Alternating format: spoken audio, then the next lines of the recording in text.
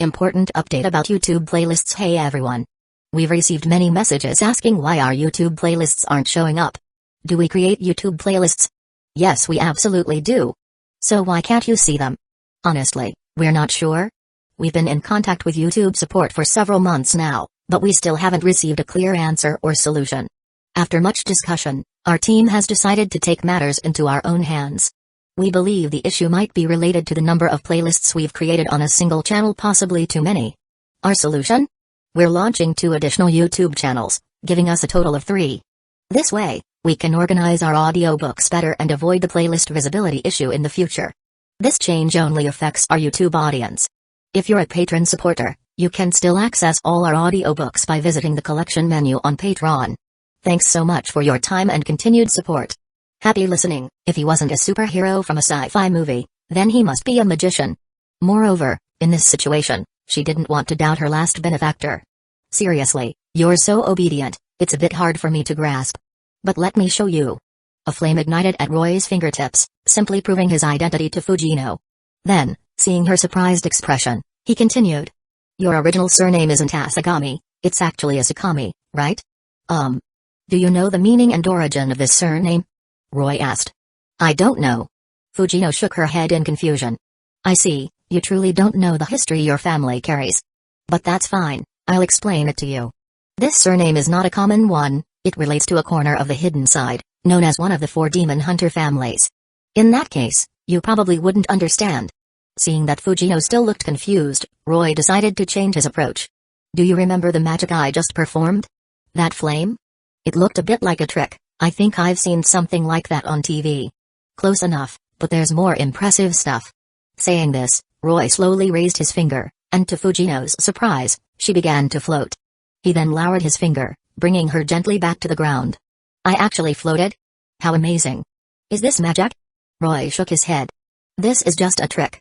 The magic you modern people imagine is essentially a performance, but it does exist in reality. Moreover, the world is not as peaceful as you see. Vampires, werewolves, zombies, ghosts, and even magicians truly exist, and they are well known in our hidden side. There are many beings from our circle in this city, they just usually hide well, so you don't see them. So, have I been living in a fairy tale world? After experiencing floating, Fujino firmly believed in Roy's words. In her eyes, Roy had transformed into Merlin from the Arthurian legends, revealing the secrets of this world to her. You can understand it this way. Some fairy tales and legends actually happened in this world. The mystery born in different regions are different. The mystery I use comes from the European magical system, where there is a huge organization called the Magus Association, and I have a significant connection to that organization. So, the East Asian region also has its own special mystical system. The Asakami family you belong to is part of this system. You are one of the 4 major demon hunter families nurtured in Japan. Then, Roy began to educate Fujino Asagami about the so-called 4 major demon hunter families under her slightly shocked expression. The so-called 4 major demon hunter families refer to the Ryougi, Nanaya, Fuju, and Asakami. 4 demon hunter families. Their paths are quite strange, but they are indeed correct. They use their own methods to procreate descendants to inherit the special powers of their ancestors, thereby ensuring the continuation of their families. Now, all 4 major demon hunter families have declined. Even the Ryougi family can only find one successor who can stand out, but her 3 families are in a worse situation. It's not an exaggeration to say that they have been exterminated. So, am I the bloodline you mentioned that was left by the Asakami family? Roy's explanation was shocking to Fujino Asagami. Although she knew her family had fallen, she never expected such a story to be hidden. That's right, and you are very talented, having inherited your ancestors' demon hunter abilities and talents. If it were 100 years ago, you would definitely be revered by the Asakami family as a shrine maiden and heir. But now, that family is gone, and that's why you are treated this way. You mean? I've inherited the Asakami family's special abilities. Fujino Asagami struggled to comprehend Roy's words. Yes, the ability you have inherited is the mystic eyes of the Asakami family. Then, Roy began to educate her about the mystic eyes. After explaining, Fujino Asagami understood that mystic eyes are an excellent magical aptitude, not something every magus possesses, and having mystic eyes does not necessarily mean one is a magus. Then, she recalled the scenes from her childhood when her emotional fluctuations caused distortions in the surrounding objects, scaring others away. So it was because of the mystic eyes. She cautiously raised her hand to touch her eyes, feeling a bit afraid. You don't need to worry. Even if your mystic eyes go berserk, I can suppress them at any time. I'm not like your father's mediocre self. Roy coldly said, a daughter awakens such an outstanding and powerful mystic eye, but instead of helping her control this power, that fool chooses to suppress it with drugs. Doesn't that idiot know that the stronger the mystic eye, the longer the suppression lasts, the greater the backlash will be? If I hadn't discovered this in time when you truly lost control one day, your mystic eyes could easily have destroyed the entire Asagami family. Then, what should I do? Fujino Asagami felt some fear in her eyes. Should I still suppress them like before? While I do have a direct and permanent solution, that would be too unfair to you. Even if I took your eyes away, the only one who could use them perfectly would be you alone. Such a wasteful act is not my style. Roy took a box of capsules from the drawer and handed it to her. Your pain condition is easy to solve. You just need to stop taking the painkillers your father prepared for you, and then regularly take the special medicine I prepared for you, and it will be easily resolved. As for your mystic eye problem, I will also help you find a way to solve it. I'm sure you don't want to carry an uncontrollable ticking time bomb around, do you? As she thought of her childhood experiences, where her emotional fluctuations distorted buildings and harmed others, leading to her being called a monster, Fujino Asagami couldn't help but shiver and decisively shook her head. Then I will help you control it. With specific training and development, you will be able to master it. Next, I will take you to train in controlling your mystic eyes and make them your strongest weapon, no longer out of control. Is that really possible? Of course.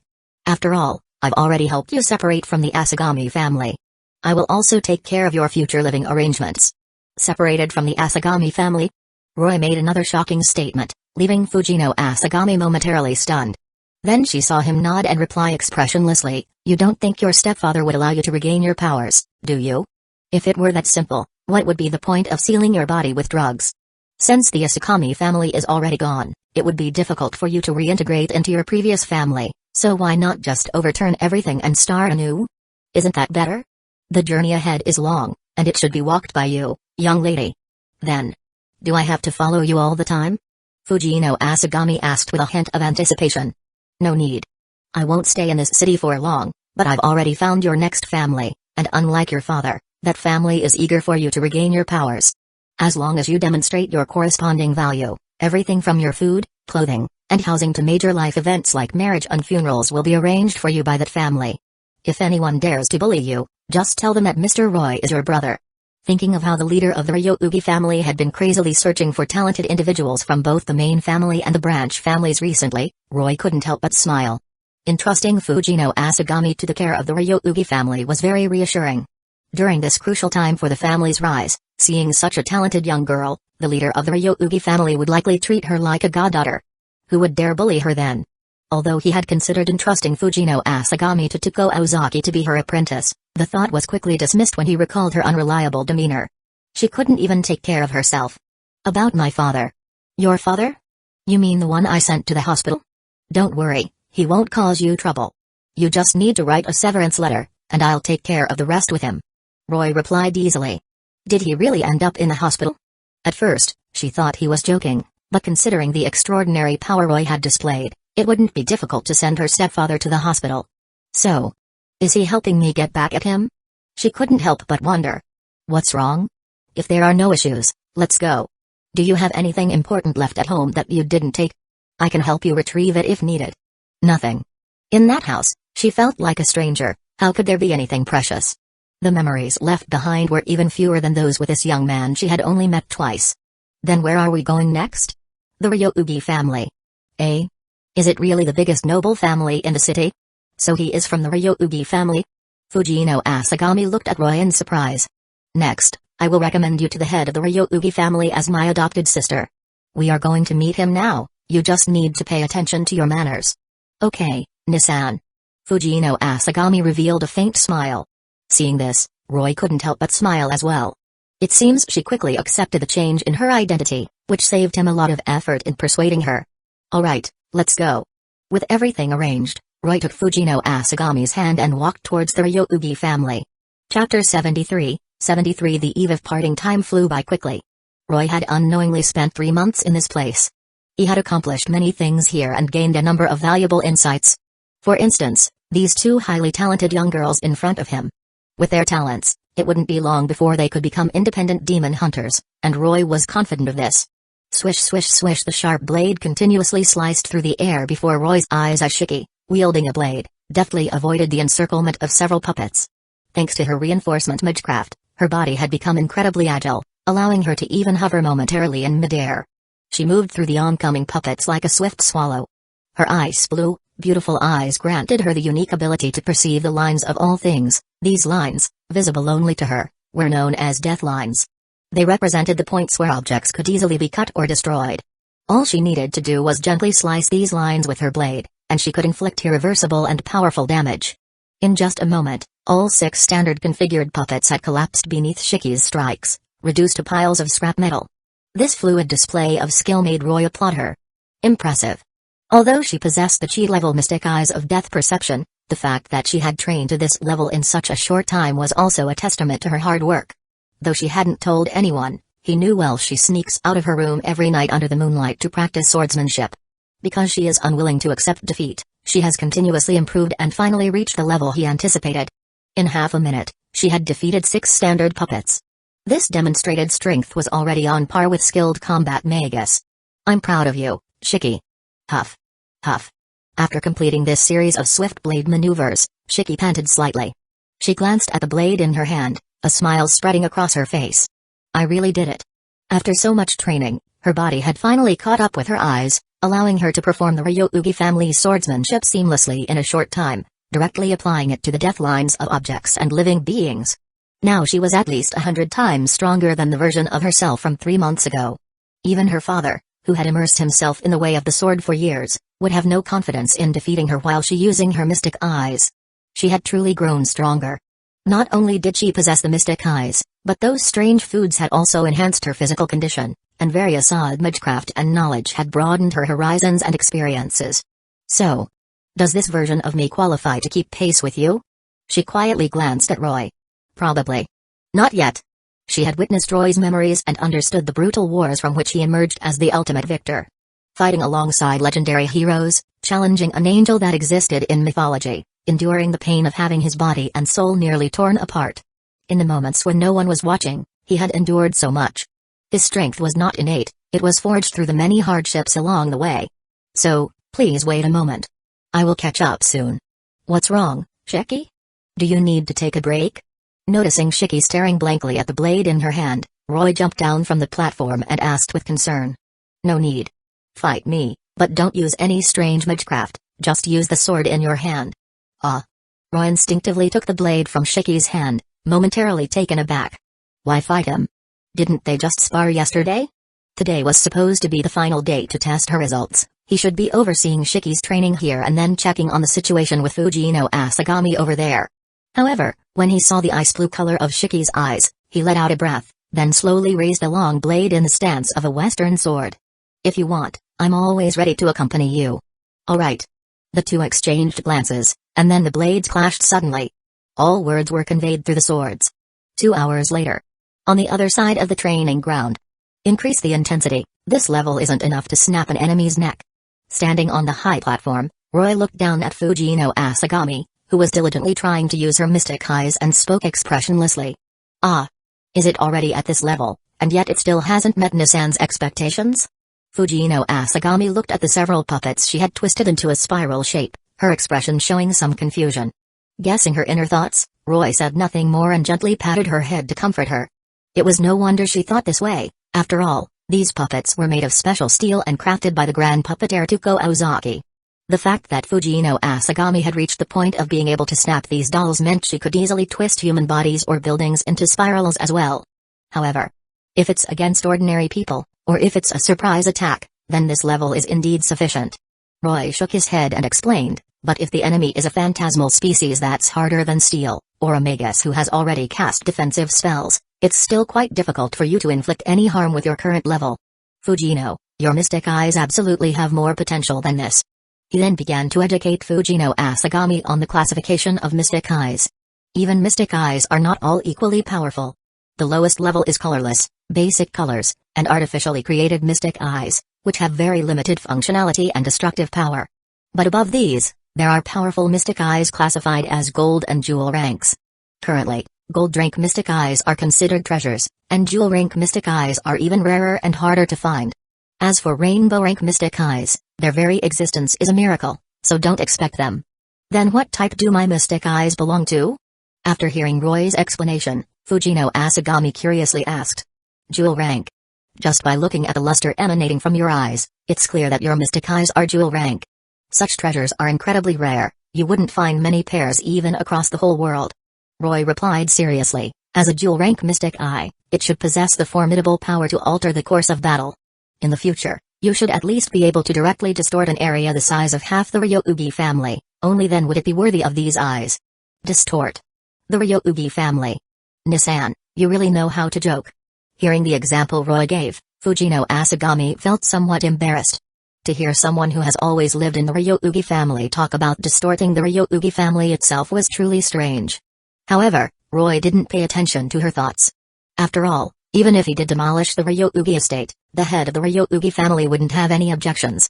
In fact, his current power was not inferior to that of the head of the Ryougi family. Whether it was funding, personnel mobilization, or decisions regarding the family's future development, he had a very high degree of authority.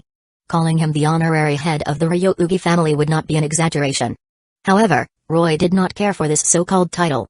He had no ambitions in this regard and didn't wish to scheme for worldly power.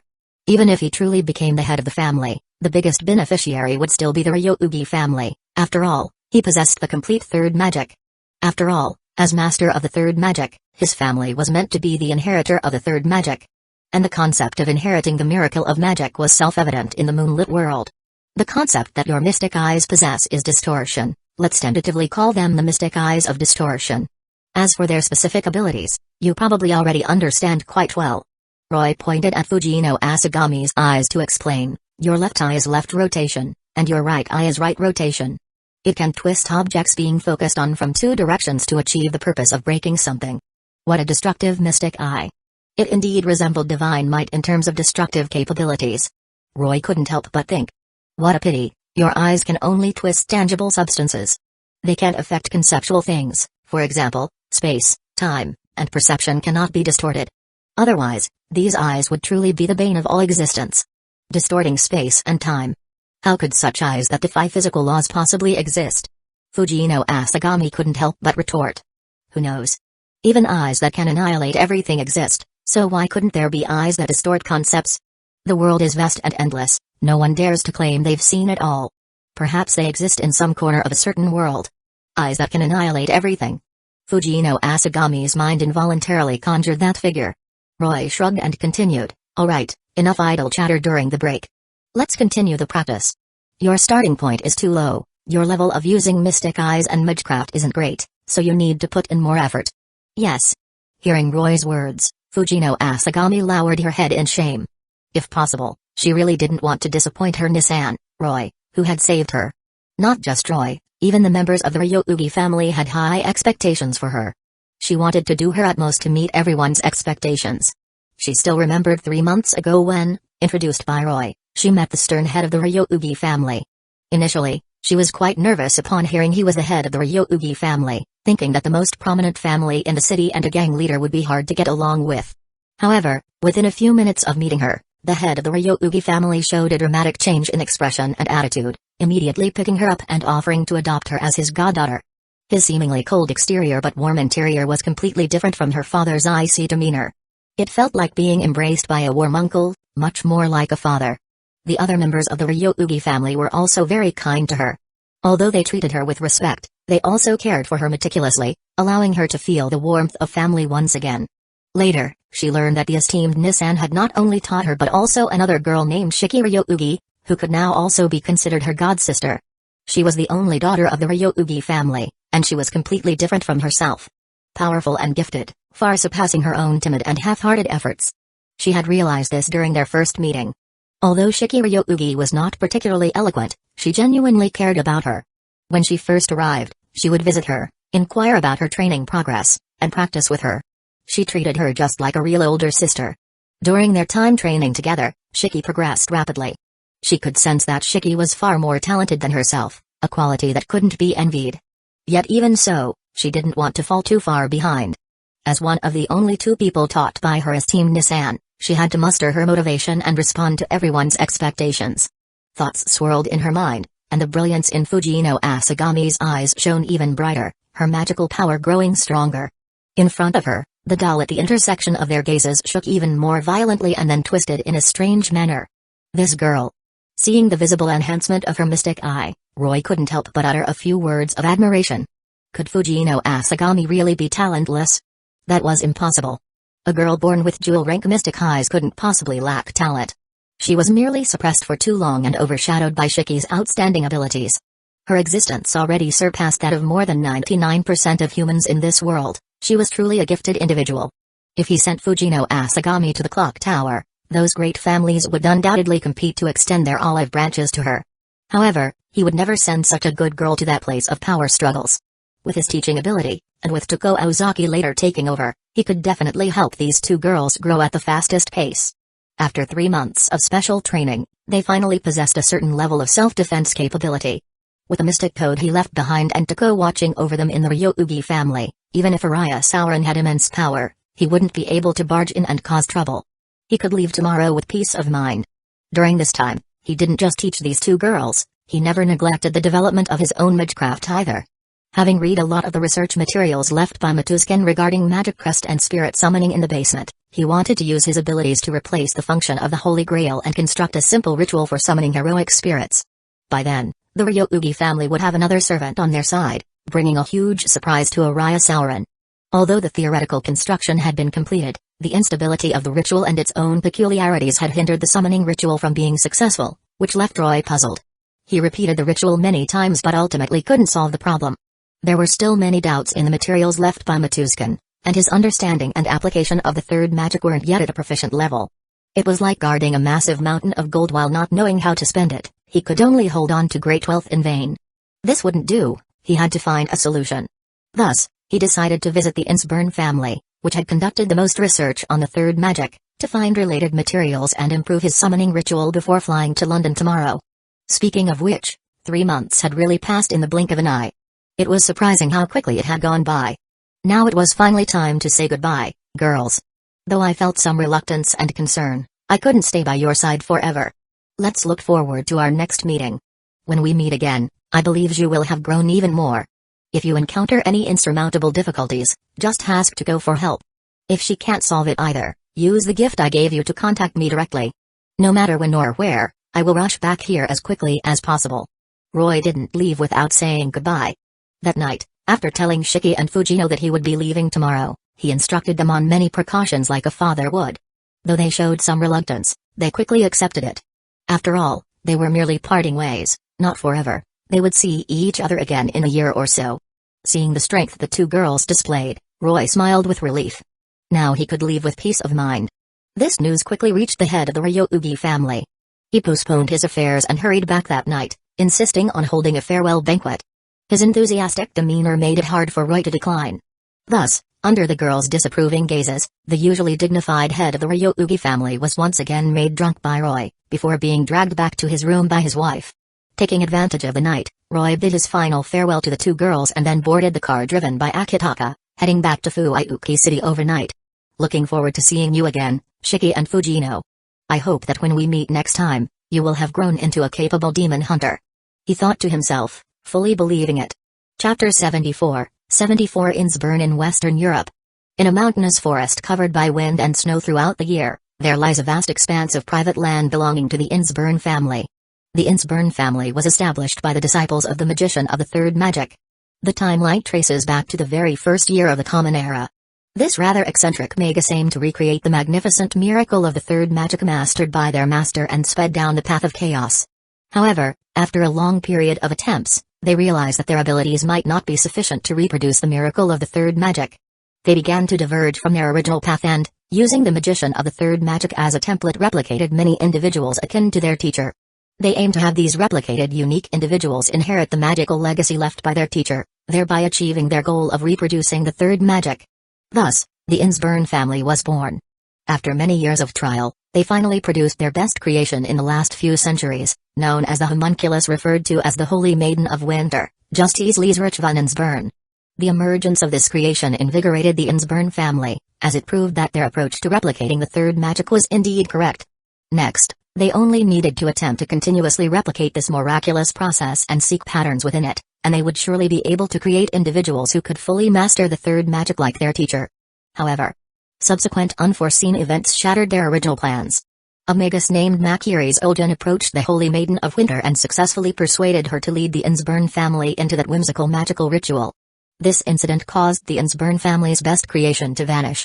Although Jubstachiite had vehemently attempted to prevent such actions, he had no power to resist against Justice Liesrich von Insburn, who held absolute authority over the Insburn family.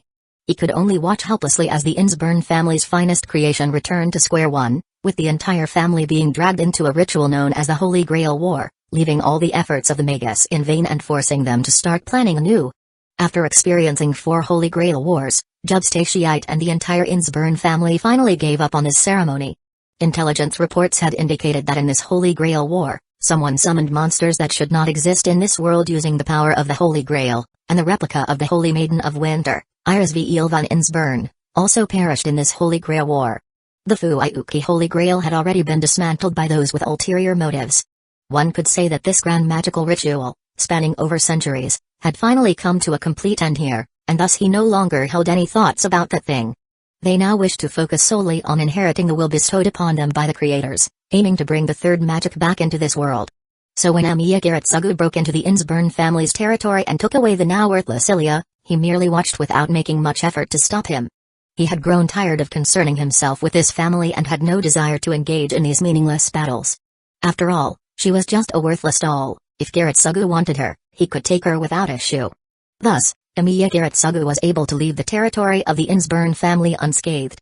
After all, compared to the important goal of reproducing the third magic, everything else was trivial. He thought the Insburn family would, like the Magus adrift at sea, enter a long period of closure, completely isolating themselves from the outside world while devotedly researching the third magic. On this day, an unexpected noble guest arrived. This familiar aura was immediately detected as soon as they set foot on this land. This aura. It can't be wrong, it can't be wrong, could it be? This brought a smile to the otherwise stern and aged face of Jubstachiite. It truly is a land of ice and snow, the name Winter Castle is indeed well deserved. Stepping onto this snow-covered land and walking in the cold wind, Roy couldn't help but reflect. Just as Ilya had recalled, this land lacked sunlight and warmth, all memories were spent in the winter snow. Moreover, it seemed that the master of this place was somewhat unwelcoming to him. "Hello there, beautiful ladies, could you please inform the head of the Insburn family that the person you were waiting for has returned?" Seeing the homunculus maids emerge from the surrounding forest, clutching special mystic code, Roy raised his hand and politely greeted them. Yet it seemed they did not appreciate his gesture. "Invader, leave the territory of the Insburn family immediately, or face death," the leading white-haired maid said to Roy with a blank expression. They were not ordinary maids but the combat maids of the Insburn family. Jubstachiite had assigned them the mission to expel anyone who intruded upon the territory of the Insburn family, and violators could be executed on the spot. After 3 warnings, when the surrounding combat maids saw that Roy still hadn't left, they showed no mercy. Holding disproportionately large axes and spears, they abruptly swung towards Roy's head. Their approach was indeed decisive, considering their numbers and coordination. The combat maids of the Insburn family were formidable. Roy couldn't help but admire them inwardly. In that case, then come at me. Watching the approaching homunculus, he still wore a smile. Bang! Bang! Bang! Amidst the thick clouds still swirling with falling snow, Roy gazed at the descending axes without flinching or dodging, simply raising 2 fingers slowly. Buzz, a faint humming sound filled the air. According to the laws of physics, an ordinary Magus facing several homunculus who were specially enhanced and wielding offensive mystic code, if they failed to dodge at such a close distance, would surely be sliced to pieces in an instant. However, the reality before them was the laws of physics, or any other common-sense notions lost their significance the moment Roy raised his fingers. The white light, resembling crystallized souls, spun rapidly within him, and Roy didn't even need to use magecraft. Merely by releasing the overflowing magical energy from his body, he sent the charging homunculus crashing back, firmly pinning them to the ground. Even their weapons were knocked away in an instant as they approached. Let alone fighting, they couldn't even get close, their strengths were on completely different levels. There was nothing wrong with having many of you, and it wasn't wrong to have enhanced your souls with magical modifications, But what would you do if the enemy was a creature whose magical capacity surpassed yours by countless dimensions? He didn't even need excess magecraft or incantations, just the release of his magical energy was enough to crush them to the ground, leaving them unable to move.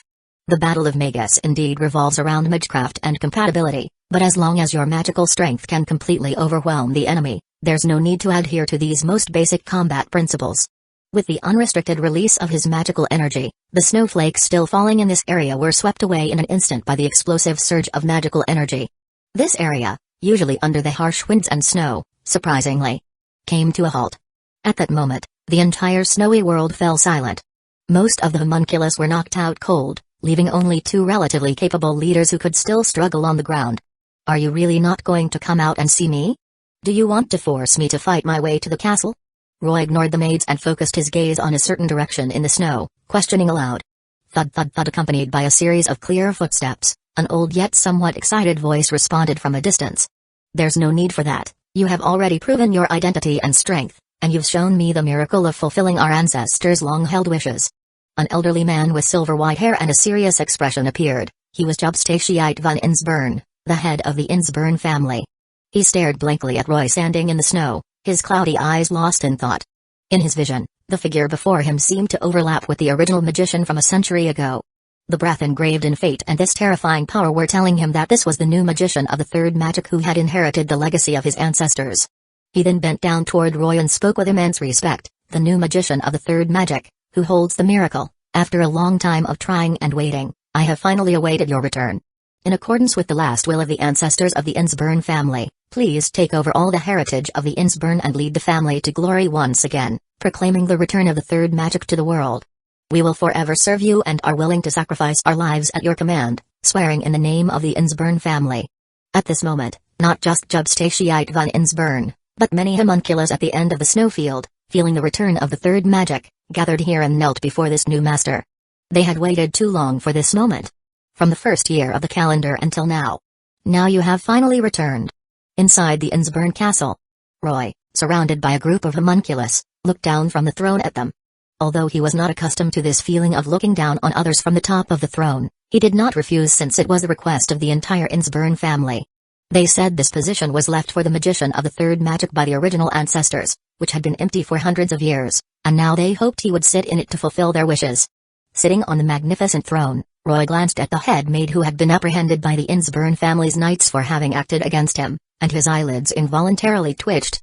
Master, should I execute these traitors who dared to offend you? The leading knight knelt on one knee and said this. Soon, several other knights in similar armor stepped in, each holding down a maid who had just participated in the battle, wielding specially made metal long spears, their expressions more hollow than serious. Seeing this situation, the surrounding homunculus of the Insburn family said nothing. No one would plead for these maids. In their minds, the magician of the third magic was the master, a supreme god to them, and their purpose was to find and serve the master. Therefore, it was only natural for these maids to face such consequences for daring to act against their master. The Insburn family had no living people, all operators were homunculus. Even if they executed many, they could quickly fill the personnel gaps, so there was no need to worry about any disruptions. Thus, all the homunculus present in the throne room coldly watched the maids who had once served the Insburn family, waiting for the master to decide their fates. That's enough, let them go. My return this time was not announced to anyone beforehand, and they were only trying to protect the safety of the Insburn family. Roy lightly tapped the armrest of the throne and subsequently pardoned their crimes. They are not guilty. With his command, the knights of the Insburn family bowed their heads, replying in a flat tone, yes. Thus, all the maids were pardoned by their master. The person sitting on the throne was the master they had waited for countless years, and as the knights guarding the family, they were among the core combat forces of the Insburn family, absolutely loyal to the master. As long as it was a command from the master, regardless of what it was, they would dutifully fulfill their mission without question. This was the meaning assigned to them since their birth. Thank you for your mercy, master. Seeing Roy pardon the maids, Jubstachiite van Insburn respectfully bowed to him, then glanced at the maids and coldly said, aren't you going to step back? Sella. Yes. The white-haired, red-eyed maid named Sella did not dare to defy Jubstachiite van Insburn's order. After expressing her gratitude, she led the group of maids out of the throne room. It was hard for her to imagine being pardoned after such an offense. Well then, everyone steps back, it's quite boring to chat here. After dealing with the maid issue, Roy noticed that there were still hundreds of homunculus staring at him in the throne room. Their eyes were hollow, their personalities almost erased, essentially reduced to special puppets that existed to maintain the castle's operation, submit to the magician of the third magic, and reproduce necessary humanity. Except for Jubstatiite van Insburn as a terminal, to Roy, these so-called subjects and puppets were not much different. Was he putting on a one-man show here? He had no time to play King's games, he had his own plans for coming to the Insburn family.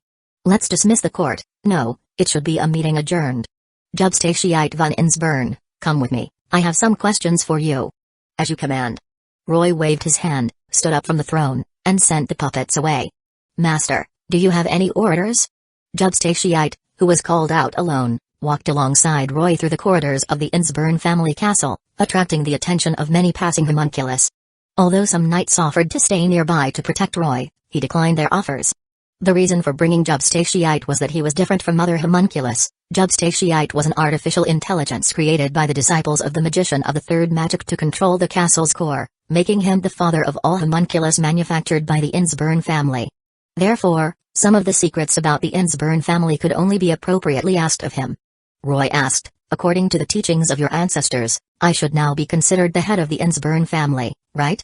Yes, the magician of the third magic will take over everything that belongs to the Insburn family. Jubstatiite replied truthfully. I understand.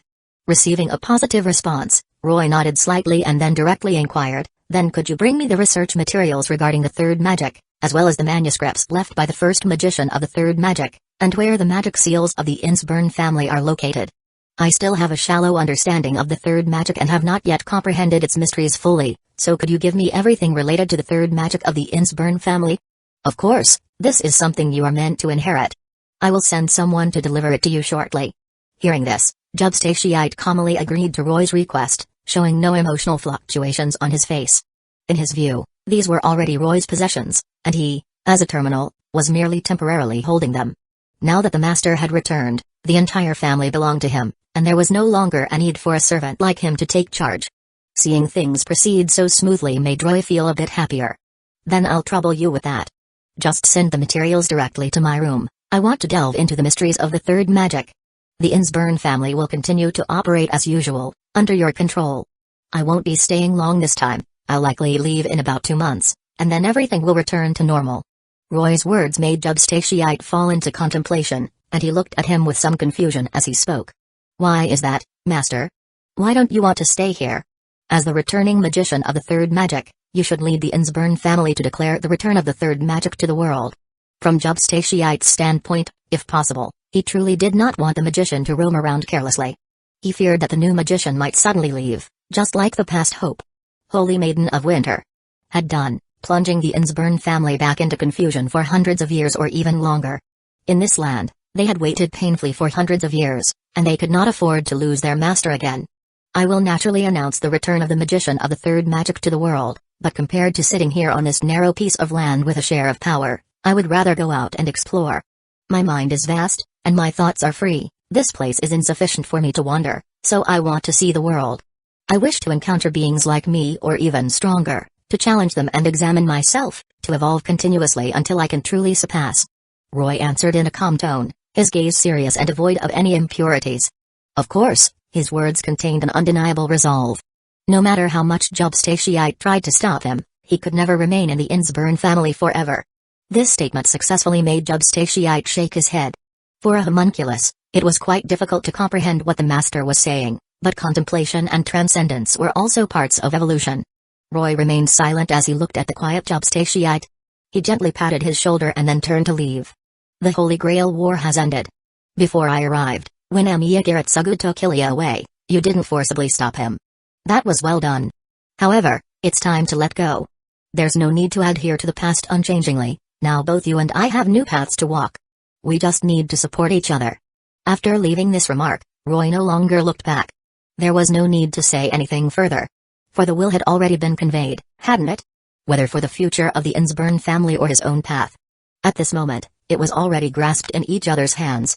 Chapter 75, 75 First Meeting. The Mages Association, as the name suggests, is a secretive organization formed by Magus who treat magecraft as a scholarly pursuit, focusing on the study and exploration of the magical arts.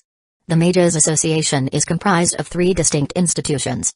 The first is the Atlas Institute, located beneath the Atlas Mountains in Egypt.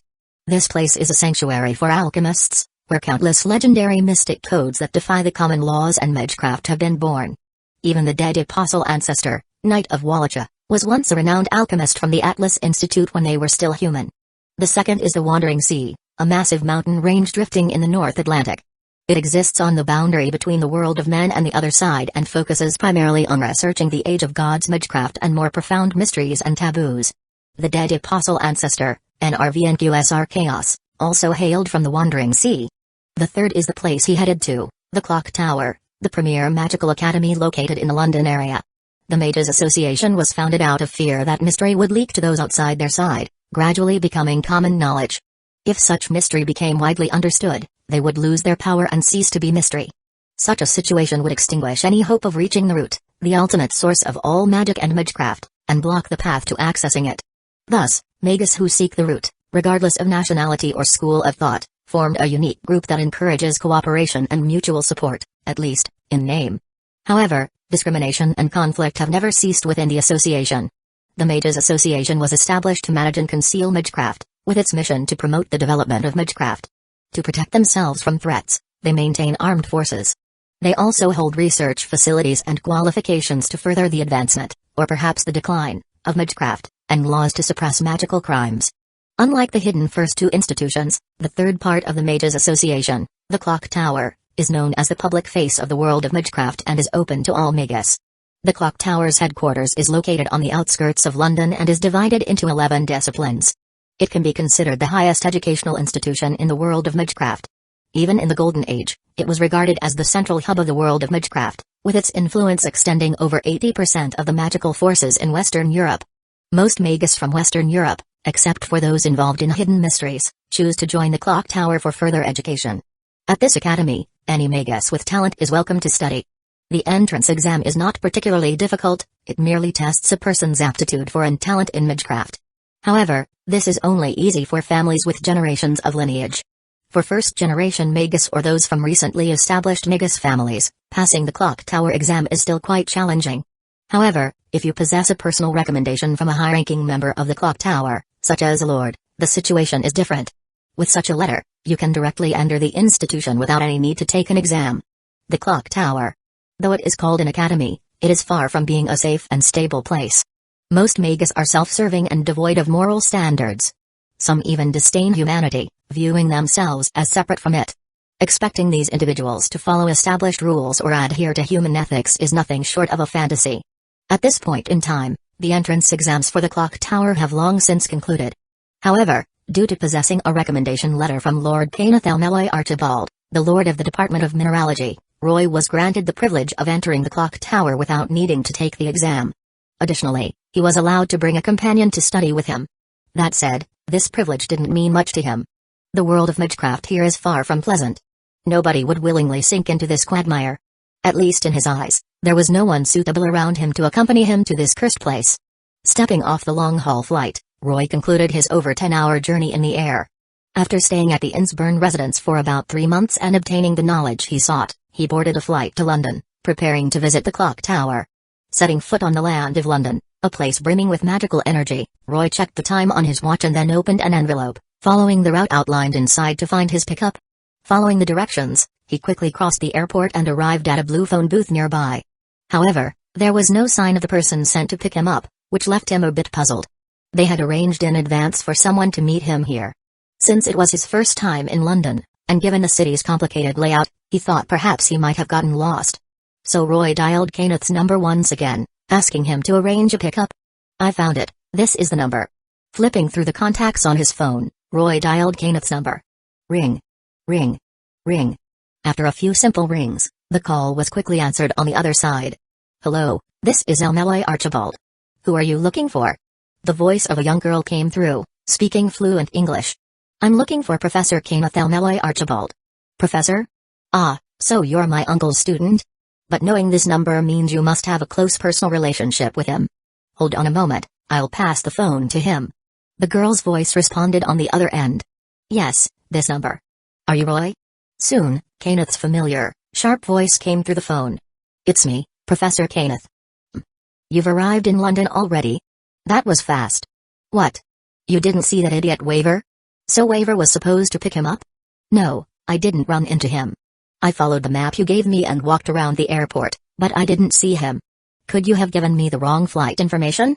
Was it a mistake with the flight? Kenneth glanced at the clock and then at the calendar. It did seem like there was a mix-up. He had overloaded Waver with tasks, and even the pickup schedule had gotten confused. But admitting to such a basic mistake? Impossible. It was easier to blame Waver for this. Forget it, just wait at the airport. I'll send someone to pick you up. Thank you. I'll send my current location to you. After dragging his suitcase for a while, Roy sat down by the phone booth, waiting for his pickup. Not long after, Roy saw a luxurious black limousine pull up to the side of the road, and soon, out stepped a blonde girl? No, rather, a young child. He raised an eyebrow. He knew this person. Rains. Waver's adopted younger sister. Or more accurately, according to the proper history. For now, she still had a peculiar relationship with Kenneth as both his adoptive sister and niece. Hello, are you Mr. Roy, the one I just spoke with? Seeing the smiling Rains walking towards him, Roy stood up, nodded, and handed her Kenneth's letter of recommendation from his pocket, politely saying, Yes, I am the new disciple Professor Kenneth recently took on in Fuiuki City. A disciple? Not just a student? Rains looked surprised at his words. For Magus, the distinction between disciple and student was significant. Anyone who attended Kenneth's lectures could be considered his student. But to be a disciple meant going through a formal teacher-disciple ceremony and receiving Kenneth's approval to carry on his magical legacy in pursuit of the root.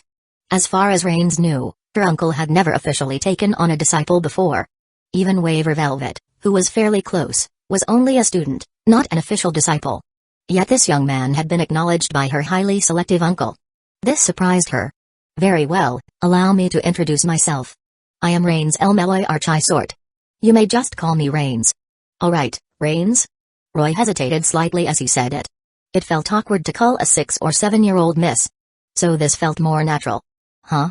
Haha, call me whatever you like. Please get in the car. I'll be taking you to the clock tower now. Rains pointed to the black limousine behind her and made a polite gesture. Thank you. The car started, heading towards the clock tower. The interior of the black limousine was more spacious and luxurious than Roy had expected. Far more so than any car he had ever ridden in. The interior of the car was spacious and luxurious, exuding an air of extravagance at every turn.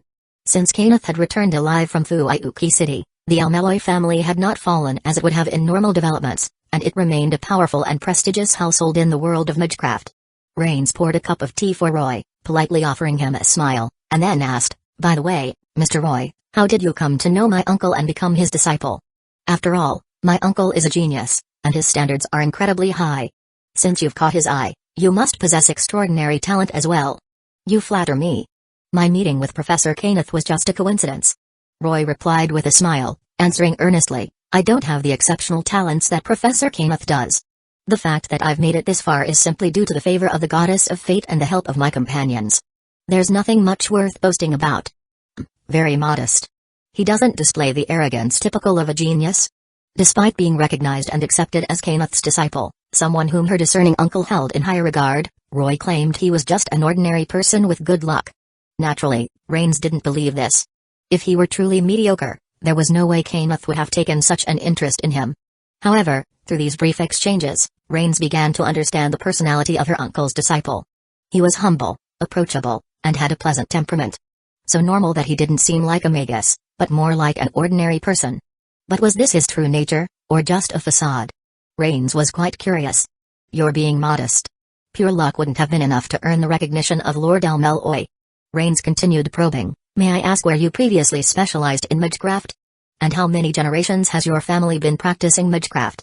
Apologies, I hadn't encountered magecraft before this. Roy replied with a wry smile. Therefore, I don't have the background or inherited magecraft from a long lineage. I'm just a first-generation magus. Now it was Rain's turn to be surprised. A first-generation magus? So you've only just entered the world of magecraft? Yes, I only began my journey in magecraft 6 months ago. A first-generation magus. This answer left Rains momentarily stunned. Magus families accumulate bloodlines and knowledge over generations. Most founders of Magus families were ordinary scholars. They passed their research down through magic crafts to their descendants, who would study and build upon it, passing it on in turn. Bloodlines also play a role in magecraft learning. If a father is an exceptional magus, the children born during his prime will be better suited to magecraft. Thus, with each generation, the family becomes stronger. The longer the history, the more advanced and profound their magecraft and lineage. Every magus family has its unique, inherited magecraft, and the magecraft nobility of today exists due to this generational accumulation. To have earned Kenneth's recognition as a first-generation magus and become his official disciple within such a short time. How terrifying must this young man's talent be? He was likely no less of a prodigy than Kenneth Elmeloy Archibald himself. A first-generation magus, a disciple, the Elmeloy family. So that's what this is about. Rains had a rough idea of what Kenneth intended to do. It's fine, Mr. Roy. If my uncle has acknowledged you, then you must possess talents beyond imagination. Rain said with a slight smile, offering her best wishes to Roy. I'm sure the path of magecraft you pioneer will, with the continued inheritance and accumulation of your bloodline, go further and further, eventually leading to the root. Reaching the root, huh? There's probably no need for that anymore. I'm already within it. Roy didn't say much more, merely nodding slightly. He expressed his gratitude to Rains as well. Thank you for your kind words, Rains. I hope that you, too, will one day reach the root. The same to you. Rains smiled in return. Chapter 76, 76 Clock Tower. At the Clock Tower, the Lord of the Department of Mineralogy, Kenneth Elmeloy Archibald, was a renowned prodigy in the world of magecraft from a young age. His family was one of the oldest and most distinguished among all the magus families even in the present day. Thanks to his abundant resources and exceptional talent, Kenneth became the Lord of the Clock Tower's Department of Mineralogy in his early 20s, managing it along with the aristocratic factions of Bartum Eloy, Ulephus, and Animosphere. Naturally, when Roy became Kenneth's disciple, he was automatically associated with this aristocratic faction. In fact, it wouldn't be inaccurate to say Roy was now part of the Elmeloy family, as the relationship between master and disciple in the world of Magus was deeper than he initially thought. After all, reaching the root required the continuous legacy of magecraft passed down through generations. It's been a while, Roy. Seeing you safe and sound is truly something to be happy about. Kenneth was the first to speak when Roy appeared before him again after 3 months. When I saw you use the jeweled sword to pry open the Grail's hole and then vanish completely that night, I thought you were dead. But luckily, just like that underachiever waver, you were resurrected by the power of the Grail. Kenneth didn't know the true reason behind Roy's resurrection and merely attributed it to the miracle of the Grail. In his eyes, the Grail had revived many people that night, so Roy's revival seemed natural. You did well this time. Your courage and talent have been proven. You make me proud, my disciple. Kenneth patted Roy on the shoulder, expressing his praise without hesitation. At the end of the Holy Grail War, whether it was Roy's courage in risking his life to dive into the Grail's hole in Kenneth's stead or the outcome he changed, both deserved such praise. It wouldn't be an exaggeration to say that Roy, single-handedly, prevented a massive crisis of magecraft exposure and turmoil in the moonlit world. Although no one aside from the servants present that night and Kenneth knew about Roy's bravery, Kenneth felt that such praise was entirely fitting for him. After experiencing the Holy Grail War together, Kenneth grew increasingly satisfied with this new disciple. This was far better than that so-called Elmeloy too. You're too kind, Professor Kenneth. I didn't do anything particularly remarkable. Even if I hadn't acted that night, you would have done it better. Roy responded with a humble smile, maintaining his respectful attitude despite the praise. He didn't let the changes in himself or others' compliments make him conceited. Despite now being a magician of the third magic, Roy, who had only learned the craft for a few months, still saw himself as a beginner on the endless path of magecraft. With his humble mindset, Kenneth, with his vast knowledge of magecraft, remained his best teacher. Kenneth chose not to respond to Roy's words. He knew that he himself would have struggled to do better that night. For example, the wish that was made. Giving up on the omnipotent wish-granting machine to revive all those who had died was an action that could even be called foolish. Yet the hidden resolve and determination behind such an act were equally immeasurable. Was it noble or foolish? Kenneth wasn't sure, but he didn't question the answer any further. According to the rules of the Holy Grail War, Roy was the final victor, and how the Grail was used was entirely up to him. Back to the matter at hand, Professor Kenneth. Thank you very much for inviting me to study at the Clock Tower. Humphrey, something like this doesn't need any special gratitude. You must remember that you are now the disciple of Kenneth Elmeloy Archibald, bearing the name of the Elmeloy family as an aristocrat of magecraft. Studying at the Clock Tower is only natural for you. Besides, Kenneth snorted coldly and, with a serious expression, continued, Roy, you possess extraordinary magical aptitude. Coupled with the Mita family's magic crest, As a first-generation Magus, your future is limitless. Such a prodigy in magecraft must not be wasted in some rural backwater. I'll take good care of you from now on and fully unlock your potential. Kid, my teaching is quite strict, so be prepared. As Kenneth said, Roy's magical aptitude and talent were in no way inferior to the heirs of families with over 5 generations of magecraft lineage. Moreover, Roy had achieved this level of mastery as a first-generation Magus. If his bloodline continued, it was unimaginable what heights it could reach in time. Faced with such a situation, Kenneth's affection for Roy, combined with his desire to see the Malloy family flourish, meant he absolutely couldn't let Roy slip through his fingers. So he decided to bring Roy to the clock tower for further training, binding him closer through the master-disciple relationship and slowly drawing out his potential for the benefit of the Malloy school.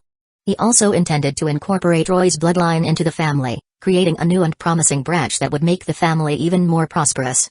However, Kenneth didn't voice this plan directly, as he knew such matters had to progress naturally. Forcing the issue would only backfire, and besides, Roy had saved his life, so gentle guidance was the best approach. Let's go. I've already had Rains arrange everything you need for your studies. Just find her at my office when you arrive. For now, let's head to the personnel department to handle your enrollment at the clock tower. Follow me. Why Rains and not Waver, who was more familiar with the procedures? Well, the reason was obvious to those who understood. Kenneth wanted to give Roy and Rains more opportunities to interact, hoping to bring Roy into the family through a match with her one day.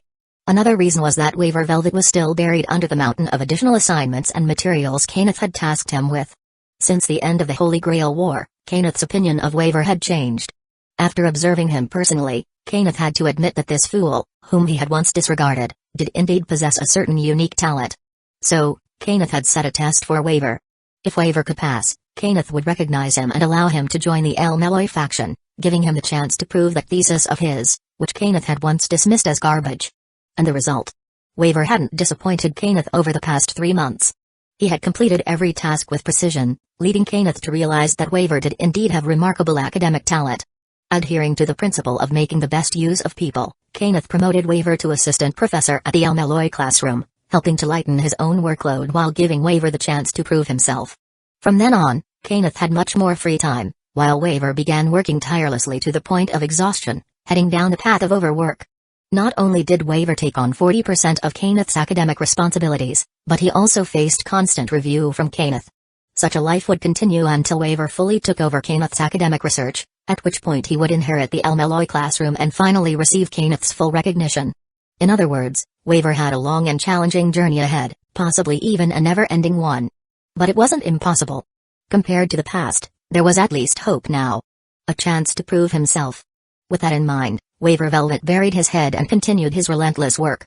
By the way, Professor Kenneth, does the clock tower have holidays? Kenneth responded, since it's a school, of course there are holidays. Is today a holiday then? Why are you asking that? Roy glanced around. In the vast academy, neither the square nor the corridors showed any signs of students. Because since I entered the clock tower, I haven't seen a single student. Even if there were classes, it's impossible for all students to be attending at the same time. Isn't that strange? Sharp observation. It seems you've noticed something unusual. As you said, normally there would be teachers and students greeting me, but today, no one is here. Kenneth scanned the empty corridors and courtyard with a hint of confusion. But I've checked along the way. The clock tower's patrol familiars and bounded fields are still operating normally. There's no sign of damage or tampering. It is strange. What on earth is going on? Kenneth looked around, equally puzzled. This eerie situation was something he'd never encountered before.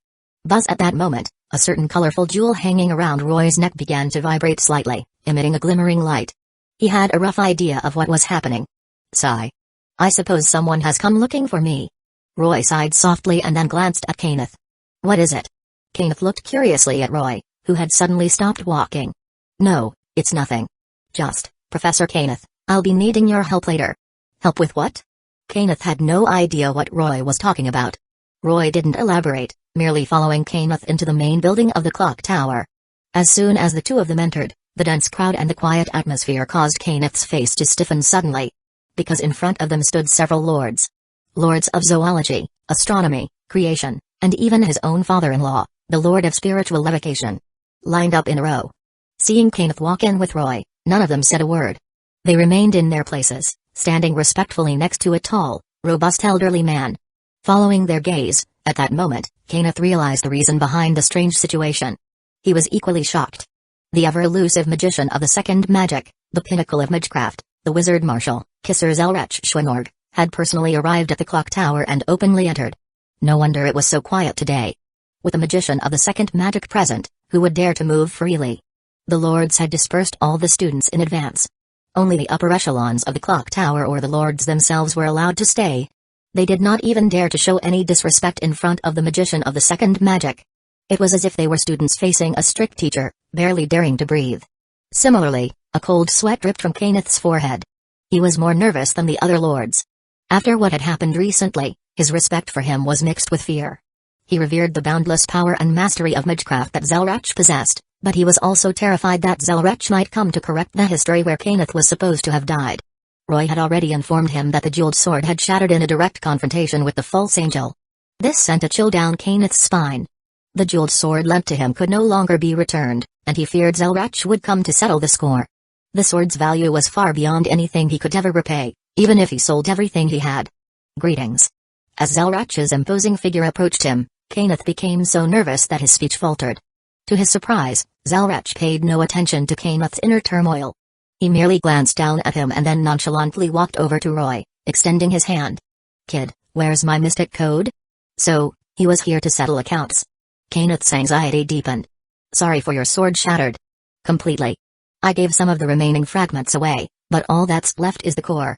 Roy sighed inwardly, raised his hand, and removed the jewel necklace from around his neck, handing it to Zelrach. It broke, huh? Zelrach blew at his mustache, glaring at Roy. Humphrey. So, kid, how do you plan to compensate me? Apologies, Lord Zelrach. I don't have anything on me that could make up for it. Roy remained calm and composed, undaunted by Zelrach's imposing aura. So, you don't intend to compensate me? No, it's not that. I just have no way to repay you.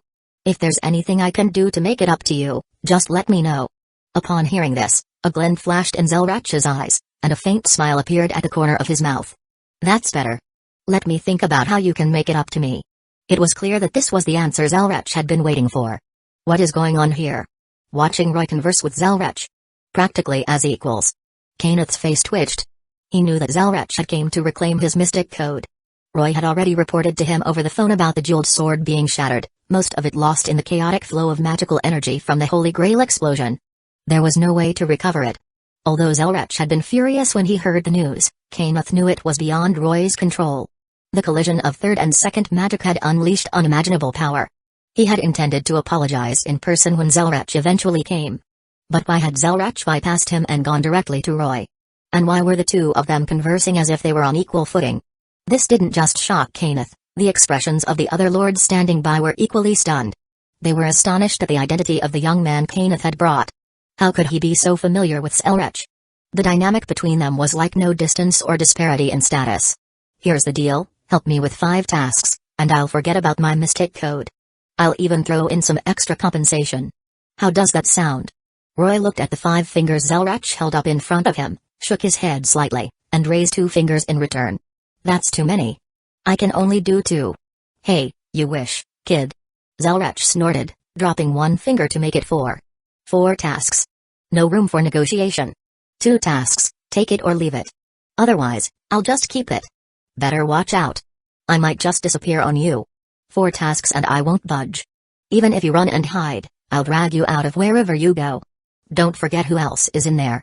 Think about whose side she'll take. Using someone else's power to act tough, huh? You little brat, hiding behind someone else. What kind of skill is that? Zelrach huffed, clearly irritated, but in the end, he took a step back. Fine, then. Do 3 things for me. And don't haggle any further, or I'll turn on you, you little rascal. Deal. After a fierce round of bargaining, they finally settled on a price both could accept. The back and forth haggling, reminiscent of a marketplace, left the onlookers utterly stunned. You sly little brat.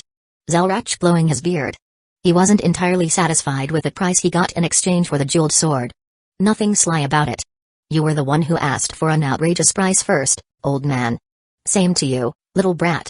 They exchanged a glance, neither backing down. Given their respective statuses and connections, there was no need for any formalities between them. Let's leave this topic here for now. After settling the price, Zelrach glanced at Roy. Although you've successfully become one of us, you should be well aware that with your current knowledge, you can't fully grasp the scale of power you now possess. The strength you can currently wield is nowhere near the output capacity of that Ozaki girl. When you reach the next level, I'll come looking for you again. With that, he prepared to leave. Wait a moment. Roy called out to Zelrach just as he was about to leave. What is it now, you little brat? Do you have more to say? Yes, as you said, there are indeed many parts I still don't understand or cannot explain, and I'd like to get some answers from you. Oh ho? Now you're asking for help from this old man? Those who are skilled should be respected. After all, you have walked this path first and only you can answer certain questions for me. Then ask quickly. I still need to get back to working on the Magical Girl 3.0 transformation system. This old pervert. Roy was speechless. His disdain for this old man, who at his age was still obsessed with magical girls, grew even deeper.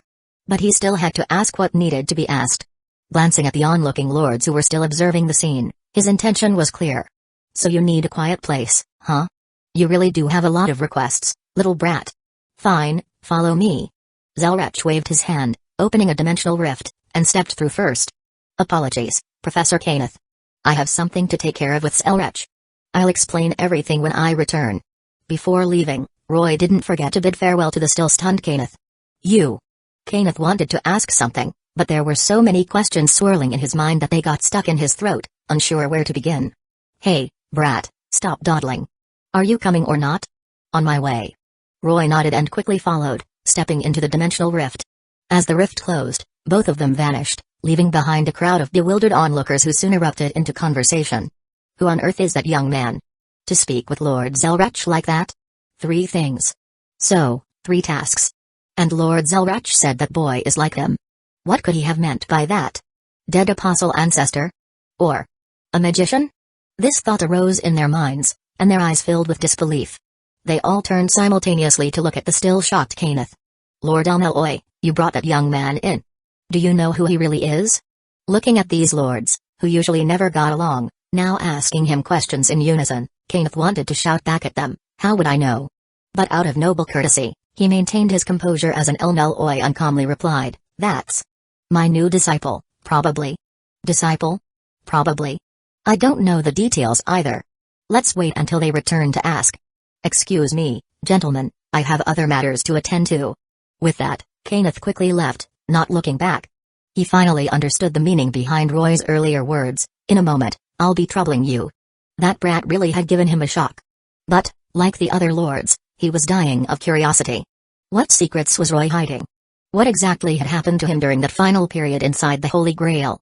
He, like the rest, was nearly going mad with curiosity. But Roy had already gone into the dimensional rift with Zelrach. All these questions would have to wait until he returned. Chapter 77, 77 Third Magic. Zeltarch's dwelling within the dimensional rift was far from the fantastical scenes imagined by most Magus. It was rather ordinary. The dimly lit room lacked any electric lights, with the only source of illumination coming from a weakly flickering chandelier above.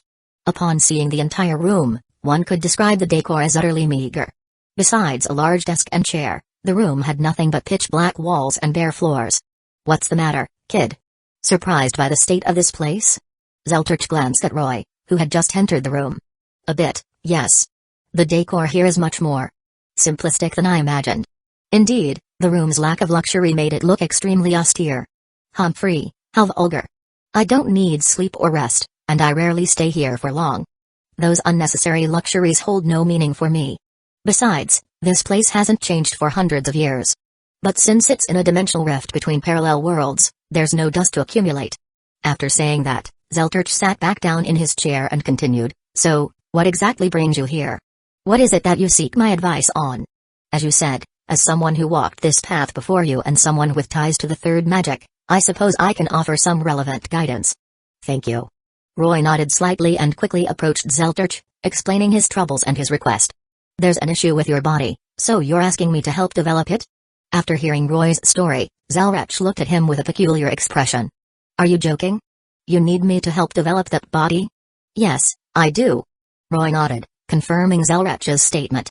This body isn't my original flesh and blood but was reforged by Shiki's hand. While I don't feel any discomfort, there's a strange sense of dissonance. I believe there are aspects of this body that I haven't fully grasped or discovered, so I'd like to ask for your help in identifying any abnormalities. Abnormalities, huh? But you're saying your original body was destroyed? Zelterch looked at Roy with a strange expression. What's wrong? It was completely obliterated by the collision between the third and second magic. You couldn't tell? No, I couldn't see any sign of it. Zelterch shook his head. Your soul and this body seem perfectly attuned to one another. I see no trace of any reconstruction. However, if what you're saying is true, then you've suffered a great loss, kid. A great loss? Roy was momentarily stunned, not quite understanding Zelterch's words. Kid, don't you realize the true value of your previous body? My body? The value of that first-generation Magus body with only 10 or so magic circuits? Ha ha ha ha, what a shallow response. Do you really think that body was ordinary? If so, it's not enough to call you blind. Think about it carefully. If your soul has the stature of an outer god, foreigner, then naturally, your body must also have considerable value. Soul is energy, and the body is a vessel. A person's soul and body are always a match. How could a body that houses a soul like that be considered ordinary? Zelterch gave him a strange look. To judge the value of that body solely by the number of magic circuits is an act of sheer wastefulness. Only those self-proclaimed Magus aristocrats would be foolish enough to do such a thing. Zelterch's response to Roy's confusion was full of sarcasm. That body was the perfect vessel for a god to possess. Even if you called it a holy grail, philosopher's stone, or an omnipotent object, it wouldn't be an exaggeration. It might even fall short. That body lacked any trace of ether or this world's influence. It was, in every sense, an ordinary human. The value of that body is immeasurable. If certain hidden gods or other entities knew such a body existed, they'd fight tooth and nail to obtain it. That body really held such value? Are you sure you're not pulling my leg? I never noticed anything special about it. Humphrey, why would I need to deceive you? Zelterch huffed and said irritably, you were blind. After living a mundane life for so long, it's no wonder you failed to realize its worth. Truly a waste. I was curious to see how far you could grow with that body, but you lost it so quickly. To put it into perspective, if you use that body as magical material to craft a mystic code, you could forge weapons that defy this world's rules. Even if a god used it to create a second Excalibur, I wouldn't be surprised. Well, nothing can be done now. Even if you say all that, my body was torn apart in the clash between the third and second magic. There's likely not even ash left of it. Roy shook his head, his expression somewhat helpless. Was it truly destroyed? Zelterch stroked his beard, his face filled with a strange expression. I have a feeling it won't be that simple. As I said, your body and soul both come from outside this world, making you a foreigner. When you were accepted by this world, it meant that they were endowed with entirely new significance. The value you possess transcends this world, venturing into entirely new realms. Could such a treasure be destroyed so easily? Although I don't really want to believe it, it's quite reasonable that it could be torn apart by both the third magic and the second magic simultaneously. But this coincidence is just too much. The old man still finds it hard to accept. Alright then, kid, come a bit closer, and let me check your body. Roy nodded and took another step forward. Sit down, and I'll guide you. Following instructions, Roy sat in the chair of Zelterch. The soft leather instantly made him feel a surge of comfort as he sat down, a sensation far more pleasant than even his own bed. Even though the room was meager, the furniture was far from it. It had to be said, that this old man sure knew how to live in style. Now, close your eyes and try to use your body. Awaken your magic circuits and ignite the third magic's flame. Let me see how much this body, forged by the true representation, can achieve.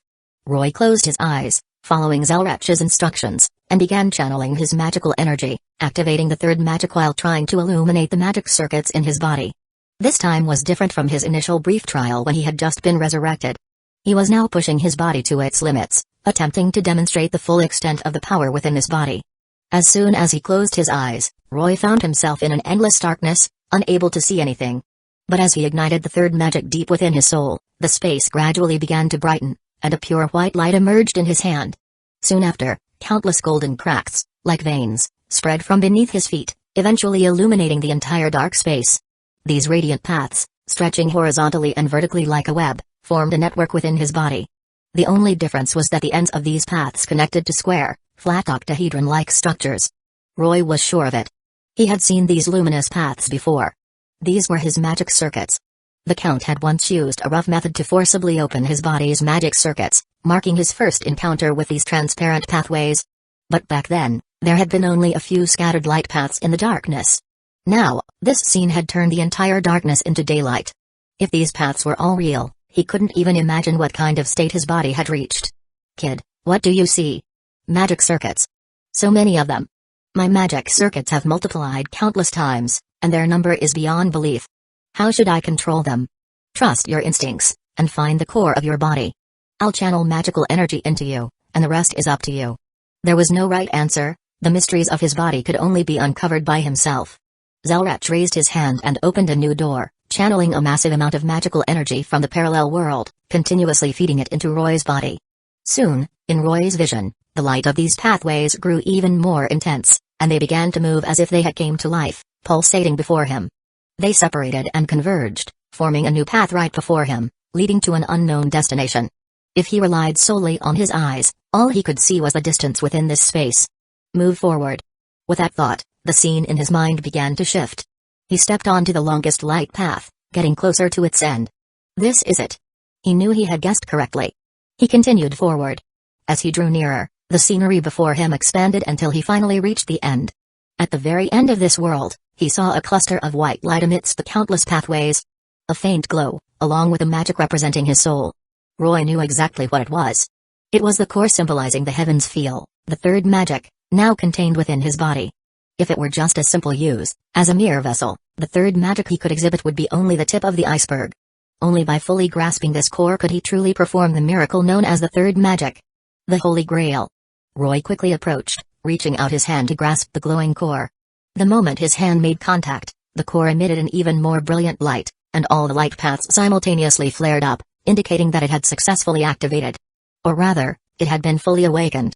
At the same time, on the external body, Roy felt a slight itch from his limbs to his torso, a strange warm current enveloping his entire body.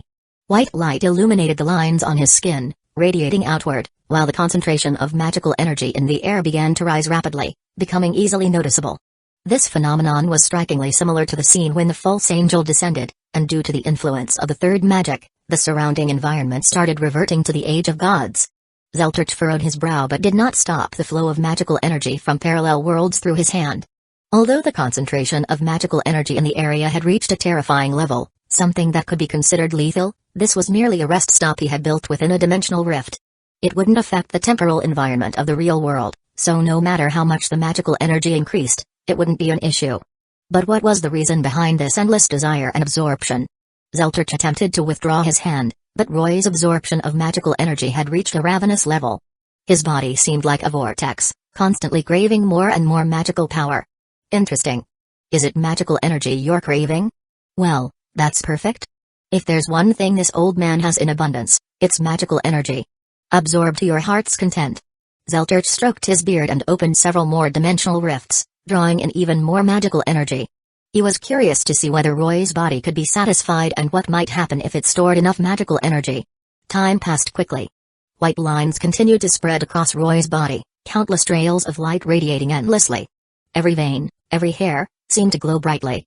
In the darkness, Roy gripped the white orb of light, struggling to suppress it with all his strength. Light. Outside, even the well-experienced Zelrach was becoming numb to the miraculous sights that Roy's body displayed. 160. 375. 826. 1752. And still more. Magical energy continued to be absorbed by him. The vortex at his chest showed no signs of slowing down, if anything, it only grew faster. Magic circuits continued to light up across his body, and Zelterch had long since given up on counting. Roy's body had become like a beacon, illuminating every corner of the dark room. Zelterch never imagined a single person could hold so many magic circuits, and due to the nature of the third magic, each one of them was unlike a regular Magus's circuit. They were of higher quality and greater power, filled with the pure force of the magical energy itself. The pale light continued to sway and flicker, with his body resembling a glowing pearl in the night. If Zelterch had to describe it, he would say that Roy's magic circuits had become sentient. This kid didn't came to him just to seek advice. He came here to freeload on magical energy to light up all his circuits. Clever brat. Was it almost enough? Watching the speed at which the circuits lit up slow down, Zelterch had made his judgment about Roy's body. There were currently over 6,000 magic circuits present, and who knew how many more were still to be discovered. But even at this count, Roy's control and output capacity of magical energy already exceeded those of other lords like Kenneth by over 100-fold. And magic circuits aren't just measured by quantity alone. All of his circuits were connected to the pure circuits of the third magic. Zelterch couldn't even estimate the full scale of power that could be drawn from them. Still, only such a body could contain his soul. The foreigner. Remarkable. This body could indeed be considered a miracle, akin to the reappearance of a god. It was over. When the number of magic circuits on his surface reached around 9,000, Roy opened his eyes to see Zelterch inspecting his body with great interest. Fascinating, fascinating. Kid, the secrets your body holds are far too many, even I was taken aback. You're exaggerating. While this body may be extraordinary, it's hardly worthy of your amazement. Hey, now you're being humble with me. But I've already helped you unlock most of the secrets hidden in your body. As he spoke, Zelterch withdrew his hand, and the vortex vanished completely. As for matters concerning the third magic, I don't understand much about it either. How you develop it further is up to you. However, I suggest you visit the Innsburn family when you have the time. They might still have some records on the subject. Thank you for your assistance. Feeling the nearly limitless power surging within him, Roy nodded and stood up, thanking Zelterch. Zelterch had truly done him a great favor this time. He had already obtained all the materials left by the Innsburn family and Matuskin. The path ahead was his to tread, slowly mastering this power. It's nothing. This kind of help is but a minor task for someone like me. Besides, the stronger you become, the better you'll fulfill my request. Zelterch looked at Roy seriously and continued, being given such a body, though I don't know her intent, I suspect the matter won't be simple. Take this advice, before my request is delivered, do your best to improve yourself, gain more knowledge, and familiarize yourself with the third magic. Grow stronger, until the day you can truly stand alongside me. I understand. Thank you for the guidance. Roy solemnly nodded. Very well. I have other important matters to attend to, so I won't keep you. I'll send you off now. With that, Zelterch didn't wait any longer. He raised his hand to open a dimensional rift, preparing to send Roy away. Roy bowed slightly, expressing his gratitude. As he left, a faint smile appeared on Zelterch's face, as if he had thought of something amusing. Oh, by the way, kid, one more piece of advice before you go. In the clock tower, power and status go hand in hand. Control your power and understand your status. Teach those so-called nobles who dare to plot against you a lesson. Let them know what kind of identity they should assume when dealing with the newly born magician of the third magic. I understand. With that, Roy was carried away by the approaching dimensional rift. Chapter 78, 78 Almeloy family magical energy, also known as mana, originates from the earth, flowing smoothly through the layers like a river hidden deep underground. These rivers of flowing magical energy are typically referred to as ley lines by Magus. In this world, every ley line is highly valuable. They store immense magical energy, making them the best choice for Magus to construct their workshops. A high-quality ley line can even serve as the foundation for a Magus family, and as such, they are usually occupied by various Magus families. In London, known as the capital of magecraft, the ley lines scattered throughout have long been claimed by Magus aristocrats. Naturally, the Almeloy family, led by a lord, is entitled to have high-quality ley lines. Although their quality is not comparable to those possessed by the British Museum and the Clock Tower's headquarters, the ley lines here can still be considered exceptionally good. In the outskirts of London, Roy, who was sent back to the real world by Zelterch from the dimensional rift, did not return to the Clock Tower but was instead dropped off in some remote area, specifically the private territory of the Almeloy family. After confirming his location, Roy wanted to say to Zelterch, well done. There was no need to think, the Clock Tower was undoubtedly full of people waiting for him to come out. If he were to appear openly through the front door of the Clock Tower, troubles would come pouring in, whether it was various factions trying to woo him or other complications. After all, the Clock Tower is a place filled with schemes and betrayals among the various factions. To this group, although they did not know who Roy was or what value he possessed, the fact that he was personally welcomed by Zelterch into the dimensional rift was enough to make them go crazy trying to court him. After all, the title of Magician of the Second Magic carries immense weight. Whoever could win over Roy and bring him into their faction would reap unimaginable benefits. As for him being Kenneth's apprentice? That's a joke. Compared to Zelterch's title, what does Kenneth even mean? Wasn't everyone present a lord in their own right? As long as the offer was attractive enough, there was no corner that couldn't be dug out. He is Kenneth's apprentice, but he might have only been so before. It doesn't mean he will always be Kenneth's apprentice. Behind all the factions present stand lords and long-established Magus families. Even if you are Lord Almeloy, you cannot dominate everything, just based on the symbolic value of this young man. They would never give up. In fact, just as they thought, if they knew that this young man's true identity was the new magician of the third magic, their actions would be even more frenzied. Upon being teleported to the Almeloi territory, Roy quickly noticed the bounded fields surrounding him and the lurking familiars nearby. These are common means used by Magus families to prevent ordinary people from intruding, effectively avoiding unnecessary troubles caused by unsuspecting civilians. Moreover, the ley line flowing beneath this land is of high quality, with sufficient magical energy flowing through it. Overall, it can be considered even better than the one in Fuyuki City. Clearly, this ley line represents the Almeloi family's important foundation. As he looked around, he saw dozens of luxurious courtyards of various sizes interconnected, forming a vast family estate, where the arrangement and foundation can only be described as extreme luxury. Under normal circumstances, the downfall of the Almeloi family would be due to Kenneth's death in the Fourth Holy Grail War and the damage to the family's inherited magic crest. However, the current situation had allowed Kenneth to survive the Fourth Holy Grail War without incident, so the Almeloi family still had a lord at the helm and had not accrued any debts. Though the few damaged magical furnaces pained him, it was not to the extent that they couldn't afford it. Thus, they still possessed the foundation and confidence of the upper-class Magus aristocracy, allowing them to maintain their previous luxury, and Waver would not have to forcibly take on the title of Almeloi to pay off debts. The direction of the world had changed dramatically. It seemed that he had truly altered many things. Roy couldn't help but feel a sense of nostalgia. The tall gate was made of a special magical alloy, not only hard but also equipped with functions to obstruct peering. Surrounding it were tall walls and large trees, with familiars constantly monitoring everything around. The Almeloi family had concealed this place very well. From the outside, there was no sign of anything unusual. The widespread bounded fields successfully separated the mysterious world from the mundane, maintaining the basic principle that Magus must uphold to keep their mystery intact. Ordinary people must never know about or touch the world of magecraft, which is an ironclad rule that all Magus families must adhere to. Within the clock tower, the struggles between different factions of Magus are exceptionally brutal, with schemes and resource competitions never ceasing. They all await the opportunity to bite off a piece of meat from either their opponents or allies, ruthlessly swallowing it to strengthen their own power. Although the two factions that have always been at odds with each other usually fight to the death, once the issue of protecting the mystery arises, their methods and ideas are surprisingly consistent. To prevent the leak of secrets, they resort to hypnosis, memory erasure, or even directly killing someone to cover up the truth.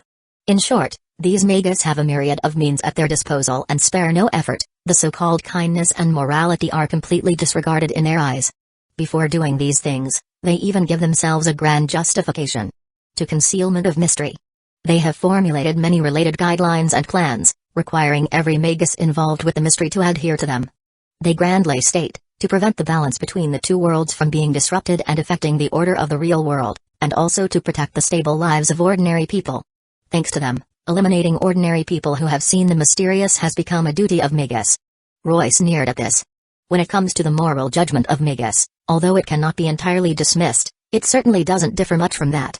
If all Magus were to be killed, there might be some innocent victims, but if 8 out of 10 people were killed, there would definitely be many who escaped. These guys operate with an extremely self-centered mentality. Modern laws and human moral and ethical concepts cannot restrain them. As he observed the scenery around him, Roy walked past each lurking familiar, eventually arriving in front of the luxurious main gate of the Almeloi family, raising his hand to ring the golden doorbell hidden in a corner. This golden doorbell was concealed with special magecraft. Although it hung on the door, it was invisible to those without magical power. Thus, ringing this doorbell indicated a visitor from the magical community, and the Almeloi family usually responded promptly to such visitors. Soon, an elderly voice came from the other side of the door. Who is knocking on the door of the Almeloi family? As the door trembled slightly, a magnificent bird familiar resembling a canary flew out from the high wall and landed in front of Roy. This canary was a special communication familiar raised by the Almeloi family. In response to its inquiry, Roy answered politely. My name is Roy and I am the disciple of the current head of the Almeloi family, Kenneth Almeloi Archibald. I have come here to visit my mentor. You are the master's disciple? The voice on the other side sounded a bit surprised, clearly unaware that Kenneth had taken on an apprentice. However, upon hearing this news, his attitude immediately became courteous, and he replied in a low voice, Please wait a moment, I will inform the master right away. Thank you very much. Roy nodded and stood outside, waiting for the attendant's reply. He did not have to wait long. The attendant was quick, and within a few minutes, the door opened. Kenneth was waiting for him in the hall of his residence. Please follow me, Mr. Roy. After confirming Roy's identity, an elderly attendant dressed in a costume reminiscent of a medieval butler emerged from beside the door, bowing respectfully as he led the way. This butler was not an ordinary person. He was a Magus with 4 generations of heritage and served as the chief steward of the Malloy family. As a Magus, he was naturally proud, but that pride could only be directed toward those muggles who had never touched the mysteries or to mediocre Magus with fewer generations of inheritance. Faced with the new disciple of the master, he had no basis for pride and needed to maintain the humility that he ought to have while respectfully leading the way. As the magnificent door opened completely, Roy was greeted by the astonishing garden concealed behind it. Unlike the simple castle of the Innsburn family, which was covered in snow and wind, the residence of the Malloy family was equally extravagant. The highly ornamental garden was enclosed within circles of low tree clumps, featuring a variety of ornamental plants crafted by famous horticulturists, shaped into forms such as horses, chariots, gems, and eagles. And that was not all. As they continued deeper, he saw a pathway in the center of the garden, paved with exquisite cobblestones, easily dividing the garden in half. Tiny artificial streams flowed along both sides of the pathway, and beautiful sculptures created delightful splashes in the artificial waterways, the gentle sound of flowing water calming anyone passing through. Please proceed this way. Following the elderly butler through this beautiful garden, they soon arrived in front of the largest mansion of the Malloy family, Kenneth's exclusive residence. A huge 3-story building made of white stone exuded the style of a bygone era, with its facade adorned with splendid marble carvings, standing majestically in this garden area. This building showcased an imposing, luxurious, and ancient aura. Please come in. The butler opened the door to the residence for Roy, revealing the front courtyard inside, with a red carpet leading directly to the 2nd floor of the Malloy mansion, right in front of the rest area of the head of the Malloy family, where Kenneth typically lived. This largest courtyard and this private residence were solely for Kenneth's use. His magical workshop and resting area were established here. Typically, besides the worker Waver who came to report his tasks, his close niece Rains, and his fiancée Sola, no other servants were allowed to set foot here. Even his relatives had to inform Kenneth in advance before entering the magical workshop. Today was also the butler's first time stepping into this place, and it was all because of Roy. Mr. Roy, the head of the family is waiting for you on the 2nd floor. I shall take my leave now. After escorting Roy into the mansion, the butler bowed respectfully and then left. This was the master's residence. His task was merely to bring Roy inside, and there was no need to handle anything else. Leaving now was the best choice. Maintaining caution and prudence at all times was his successful motto for becoming the chief steward of the Malloy family step by step.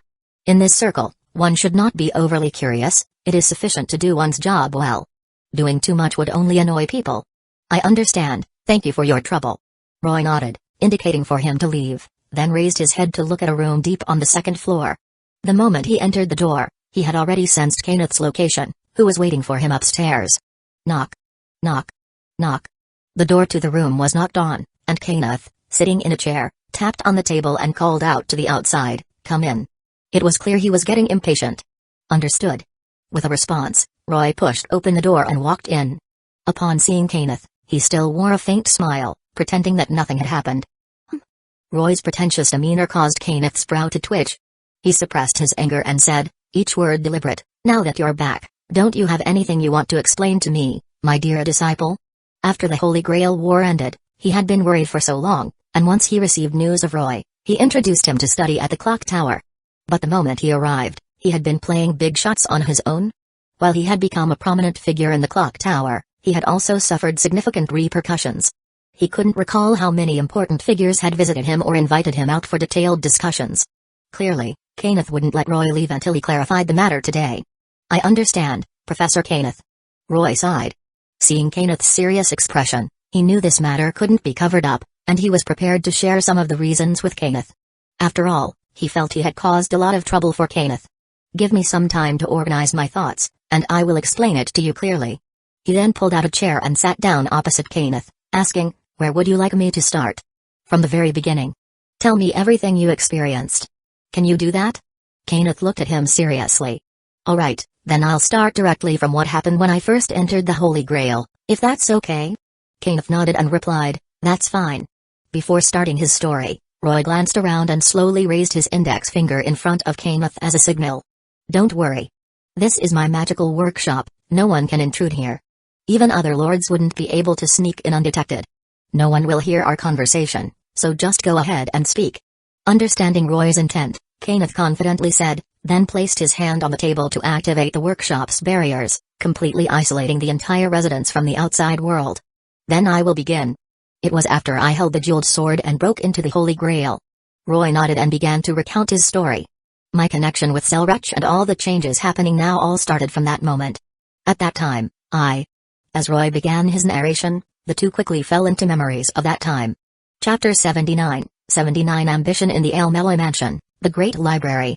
Knock. Knock. Knock. A rhythmic knocking sound echoed in the quiet space, continuing for quite some time before it finally ceased. An ancient study was piled high with various books and papers, the sound of a fountain pen scratching against a parchment filling the air. In the corner of the room, a figure dressed in a student uniform with long black hair was bent over, writing something. So engrossed in his work was he that he even ignored the knocking sound. After a while, "Hey, long time no see, Waver Velvet." A male voice suddenly broke the silence from behind him. Ah. In the Elmeloy family's study, young Waver, diligently studying his research topic, was startled by the sudden voice from behind him. The fountain pen slipped from his fingers, and ink splattered over half the parchment. He scrambled up from his chair, quickly turning around to see Roy, whom he hadn't seen for several months. "It's you. You scared me, Roy." Seeing who had arrived, Waver let out a slight sigh of relief and complained, "You shouldn't just appear behind someone and start talking. You could give someone a heart attack." I'm really sorry about that." Roy nodded, saying helplessly, "But I did knock before I came in, it's just that you didn't respond." Oh. Is that so?" Waver scratched his head, recalling the earlier knock sound. Realizing this, his expression immediately turned awkward. I'm really sorry, I might have been a bit too immersed just now." "It's fine, after all, I didn't give you a heads up before coming." Roy shook his head, not minding at all. "Did you not finish that report?" He pointed to the book page in Waver's hand, which was already half soaked in ink. It's okay, it's just a rather absurd research hypothesis anyway. I can redo it." Waver didn't seem to care, casually tossing the draft paper aside without showing any special emotion. "By the way, Roy, are you also here for further studies at the clock tower?" Waver changed the topic. "It was supposed to be like that. After the Holy Grail War ended, Professor Kenneth contacted me and specifically invited me to study at the clock tower. I didn't refuse his invitation and came to London after finishing some other matters." "I see, no wonder. After all, with your outstanding qualifications as a first-generation Magus, Professor Kenneth definitely wouldn't let that go. Are you going to take the basic courses first and then switch to the mineral subjects?" Originally, that was indeed Professor Kenneth's plan. Upon hearing this, Roy let out a tired sigh and continued, "However, I won't be going to the clock tower anymore. For the foreseeable future, unless something unexpected happens, I'll be self-studying in the Elmeloy family's great library. As for the academic guidance, I might have to trouble you and Professor Kenneth." That's no problem, I'm doing something similar right now." Waver scratched his head and agreed, still not fully grasping Roy's meaning. Although the Elmeloy family's great library is rich in resources and self-studying here is quite appropriate, why not go to the clock tower? The learning conditions there are clearly better, with dedicated teachers guiding him. Why would he not go to the clock tower? Waver felt puzzled. By the way, Waver, have you completed the journey of conquest on the east? If he remembered correctly, Roy recalled that after the Holy Grail War, Waver hadn't immediately returned to the clock tower. Instead, he went to follow in the footsteps of Iskander's conquests before coming back. Iskander's path was not short, and it had only been a few months since the Holy Grail War ended. Had he really returned so soon? This surprised Roy. Ugh, don't mention it. Thinking about his recently completed journey, Waver sighed. I was caught by Professor Kenneth in the second week after I set out, which was at the second stop of my journey. So, my journey of conquest ended almost before it even started. As Roy remembered, after the Holy Grail War ended, Waver hadn't wanted to go back to the clock tower to continue his studies directly. Instead, he wanted to trace the path that the King of Conquerors had taken and see the roads he once walked. So, on the second day after returning, he found his unfortunate friend and borrowed some money, putting on a show for Kenneth about what it meant to take a spontaneous trip. By the time Kenneth realized it, he found that the kid had already been gone for a whole week and had flown to the Middle East. Because of this sudden departure, Kenneth had been quite annoyed. He had just arranged the next topics and tests for Waver. Before he could even assign any assessments, this guy had already left. Not even a basic request for leave was made. It was still the semester, not a holiday yet. Did this annoying underachiever not regard him as a teacher at all? With all this pent-up anger, Kenneth followed the traces of magical power left by the familiars he had given Waver for protection and pursued him all the way. By the second week, he had brought Waver back from the Middle East to the clock tower to continue his assigned topics. Since then, Waver had begun a life of overwork and exhaustion. His workload increased, and the difficulty of the courses rose, leaving him under immense pressure, making him feel like a donkey being chased by a wheel, unable to stop for a moment. So, whenever he thought about the journey that ended before it even began, Waver felt a wave of exhaustion. Glancing at the towering pile of topics and assignments on the table, he felt a dull ache in his stomach. He had a premonition that at this rate, he might die of overwork before he even reached 40. There's really a lot to do, a lord's daily affairs and academic research. Looking at the topics on the table, Roy roughly understood Waver's current situation and couldn't help but sigh.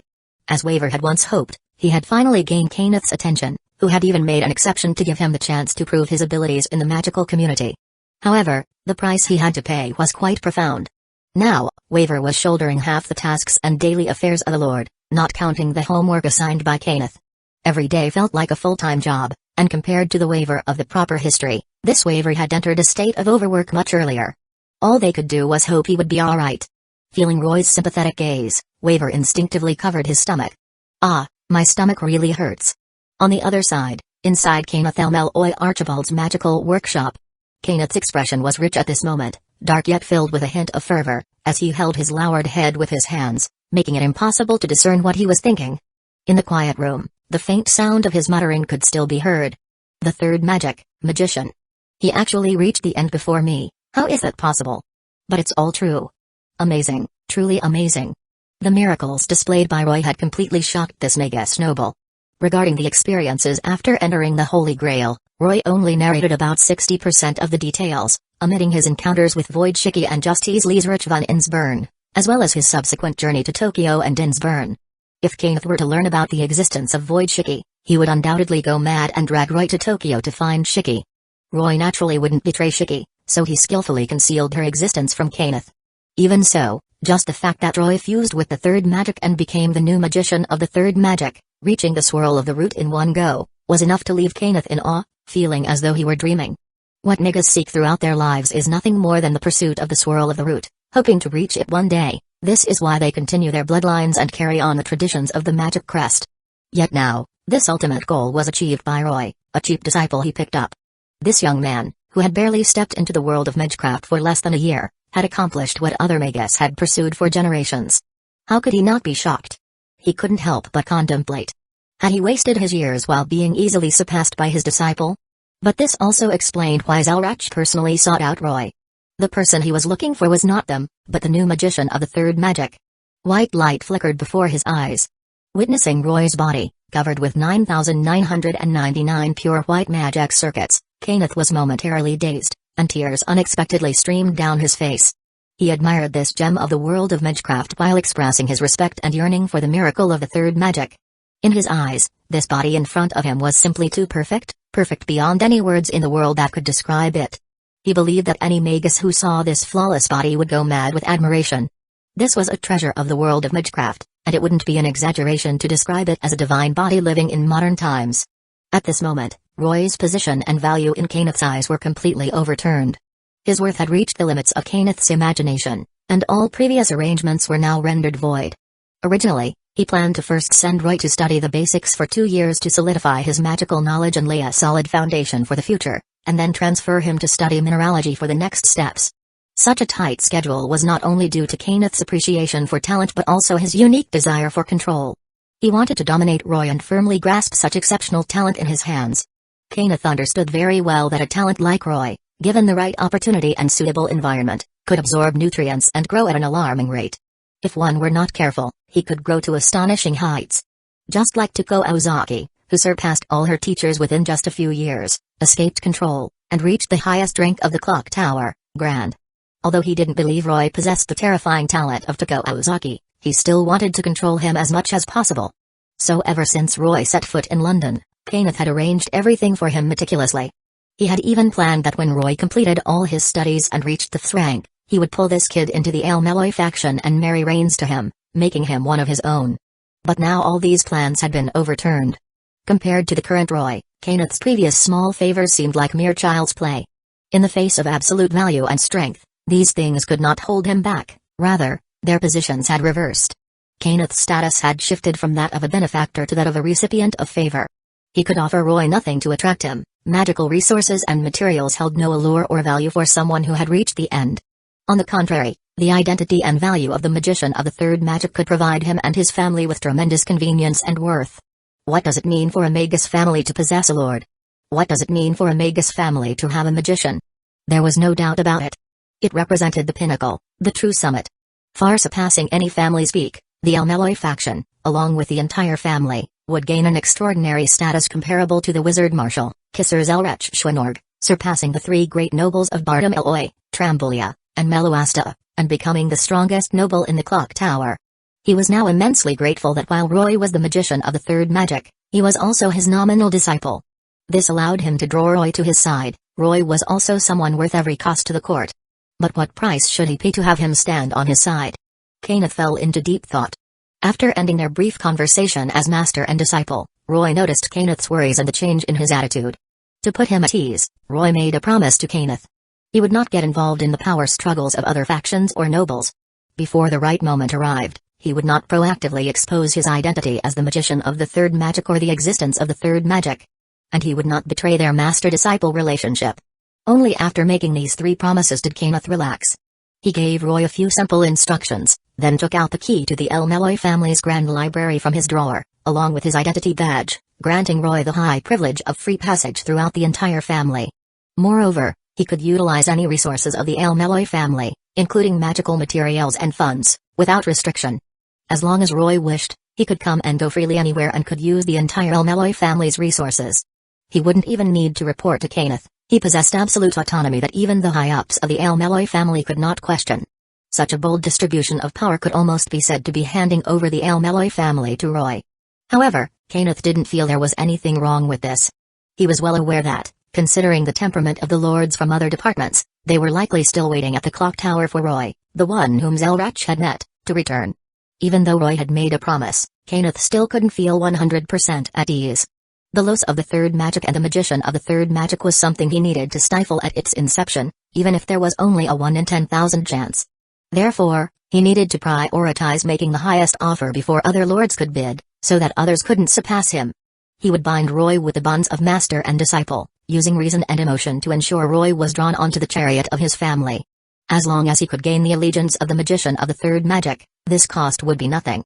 He was currently demonstrating his sincerity to Roy. If Roy wanted it, he wouldn't hesitate to transfer the title of head of the family to him on the spot. Of course, the prerequisite was that Roy agreed to marry Rains and truly become one of the Elmeloy family. In the time to come, Kenneth planned for Roy to stay in the Grand Library of the Elmeloy family to study independently, trying to avoid contact with the powers of other factions. To facilitate his learning, he also sent that brat Waver to assist Roy. When the time was ripe, he would announce to the outside world that Roy was the magician of the third magic, giving those old geezers in the clock tower and that damn trio of families a little shock. As for Kenneth's thoughts, Roy was naturally well aware of them, but he didn't refuse. Rather, being able to stay here and avoid the incessant disturbances from the clock tower's hounds was what gave him the most peace of mind. As for his identity and status, he actually didn't care about such things. He didn't understand the intrigues among nobles, nor did he want to participate. Having received so many conveniences from Kenneth, the matter of status was trivial. He could use it however he wanted. Compared to power, he was more eager to master his magic and gain the knowledge to articulate and harness this strength. Chapter 80 Advice. In the courtyard of the Elmeloy mansion, Waver and Roy were taking a walk while chatting. Time passed quickly. In the blink of an eye, a week had already passed since he arrived at Kenneth's manor. Since that day, the group of lords and high-ranking officials at the clock tower had immediately sealed off the area, waiting for him for a full 3 days. In the end, they realized that Zelrech might have transported him elsewhere, which was why they lifted the seal and left. During this period, to avoid any unnecessary troubles affecting his study progress, Roy, as per Kenneth's arrangement, did not continue to go to the clock tower for further studies, nor did he appear within the bounds of London. Instead, he spent most of his time studying magecraft in the great library of the Elmeloy school. With his almost fatigue-free body, Roy was able to learn as much knowledge as possible in the limited time available. Coupled with the soul's absolute compatibility with magecraft, his learning speed could be said to be extraordinarily rapid. Therefore, seeing Roy study for no less than 10 hours a day without interruption, Waver felt as though he were seeing a ghost. especially when he noticed that Roy's health and complexion remained unchanged under such circumstances. He couldn't help but express his admiration, saying, "Your stomach is really strong." During this period of self-study, Roy indeed encountered difficulties. However, the most surprising thing was that his greatest obstacle to progress was language. The Grand Library not only provided magical books in English but also offered a collection of magical books in foreign and ancient languages that he struggled to understand at the moment.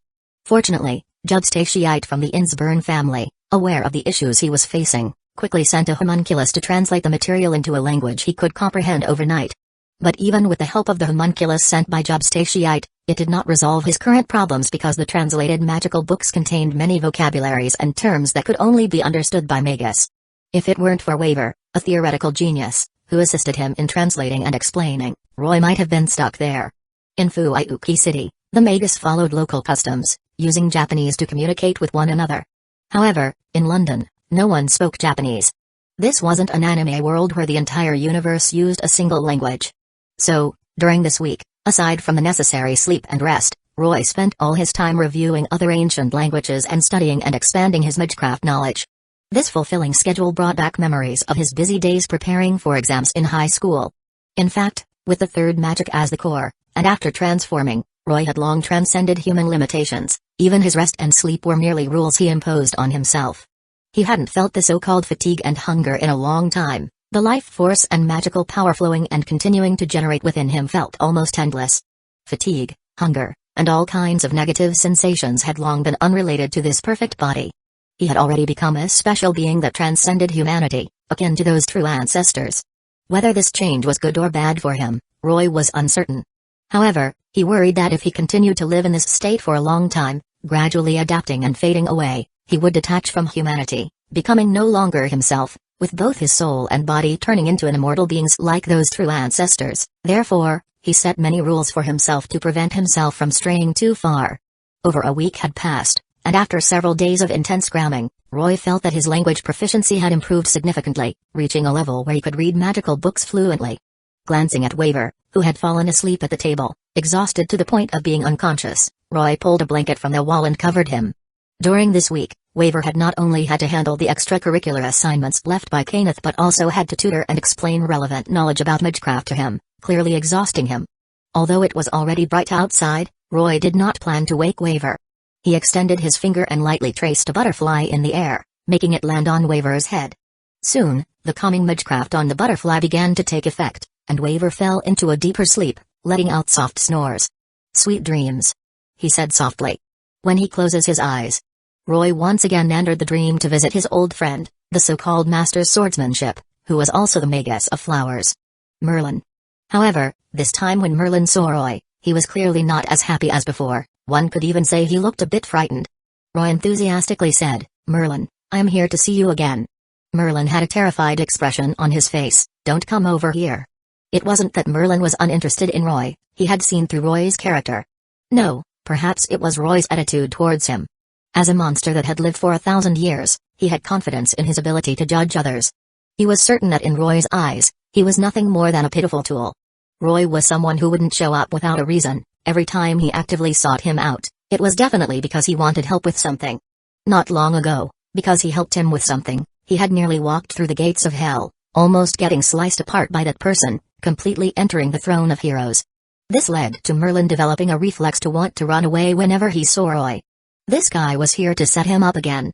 "Come back, I have something important to discuss with you this time," Roy said as he grabbed Merlin, who was trying to slip away. "This doesn't involve Shiki, nor does it have anything to do with gods or something, it's just a simple academic discussion. I won't put you in danger." "Really?" Merlin turned his head back. "Really?" Roy nodded.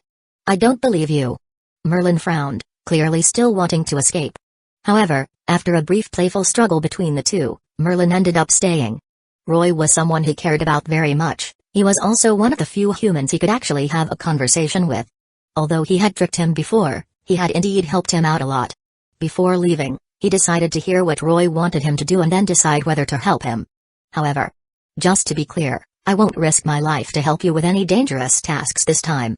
Alright, just let me finish talking." After about half an hour of detailed explanation from Roy, Merlin was convinced that this time Roy wasn't here to set him up. Since that was the case, it wouldn't hurt for this clever and noble man to help him a bit. He scratched his head, briefly analyzed a few of the questions Roy raised, and then provided his answers. This situation is indeed quite interesting. Due to your massive magical power and circuits, it's difficult for your physical body to control the output. Even using the simplest magecraft can cause devastating effects, right? Merlin stroked his chin and provided a simple analysis. Correct. This situation is rare. The third magic contained within you can serve as a perpetual motion machine for magical energy. Not only that, but your body also possesses 9,999 magic circuits. This combination is quite terrifying. Although I can now feel an endless amount of power, it's hard to control.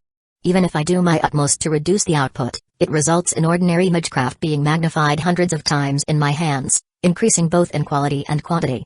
This involves many issues, so I want you to help me figure out a specific solution. If it were in a state that hadn't been fully developed before, it would have been fine. Although he could feel the growth of power, it wouldn't have led to such uncontrolled expansion and was still within manageable limits.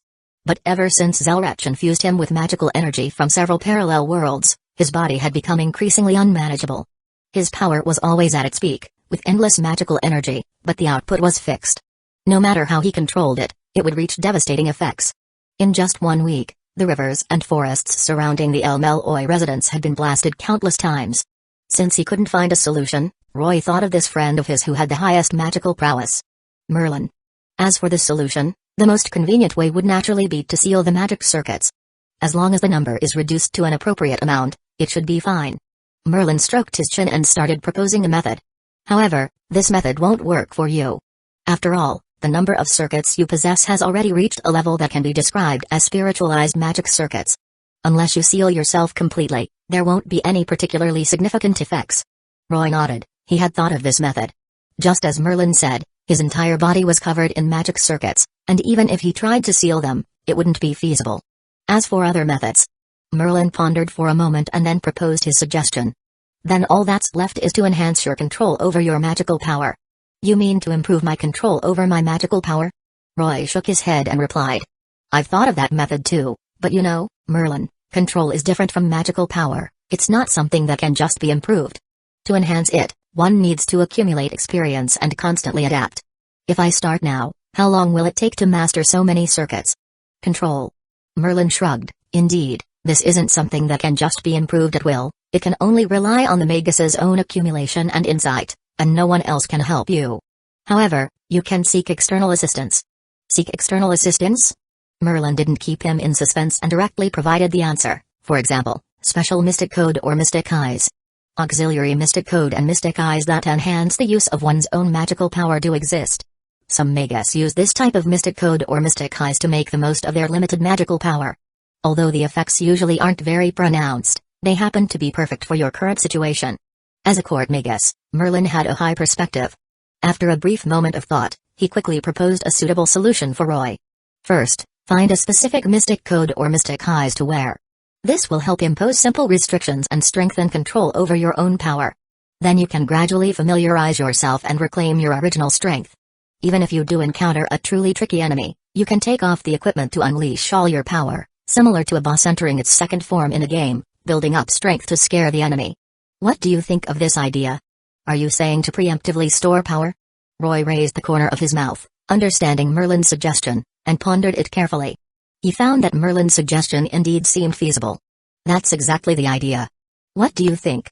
My idea is pretty good, right?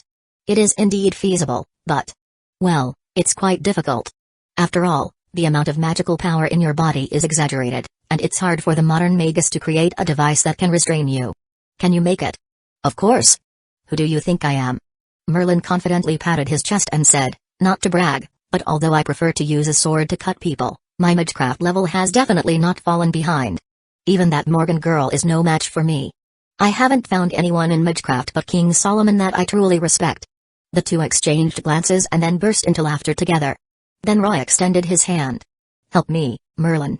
I have too little involvement in magecraft and many things to worry about, which is why I had to come to seek your help, my friend. Friend? Is it a friendship between non-human beings? This surprised Merlin a bit, as no one had ever said such things to him, nor had anyone genuinely reached out to him.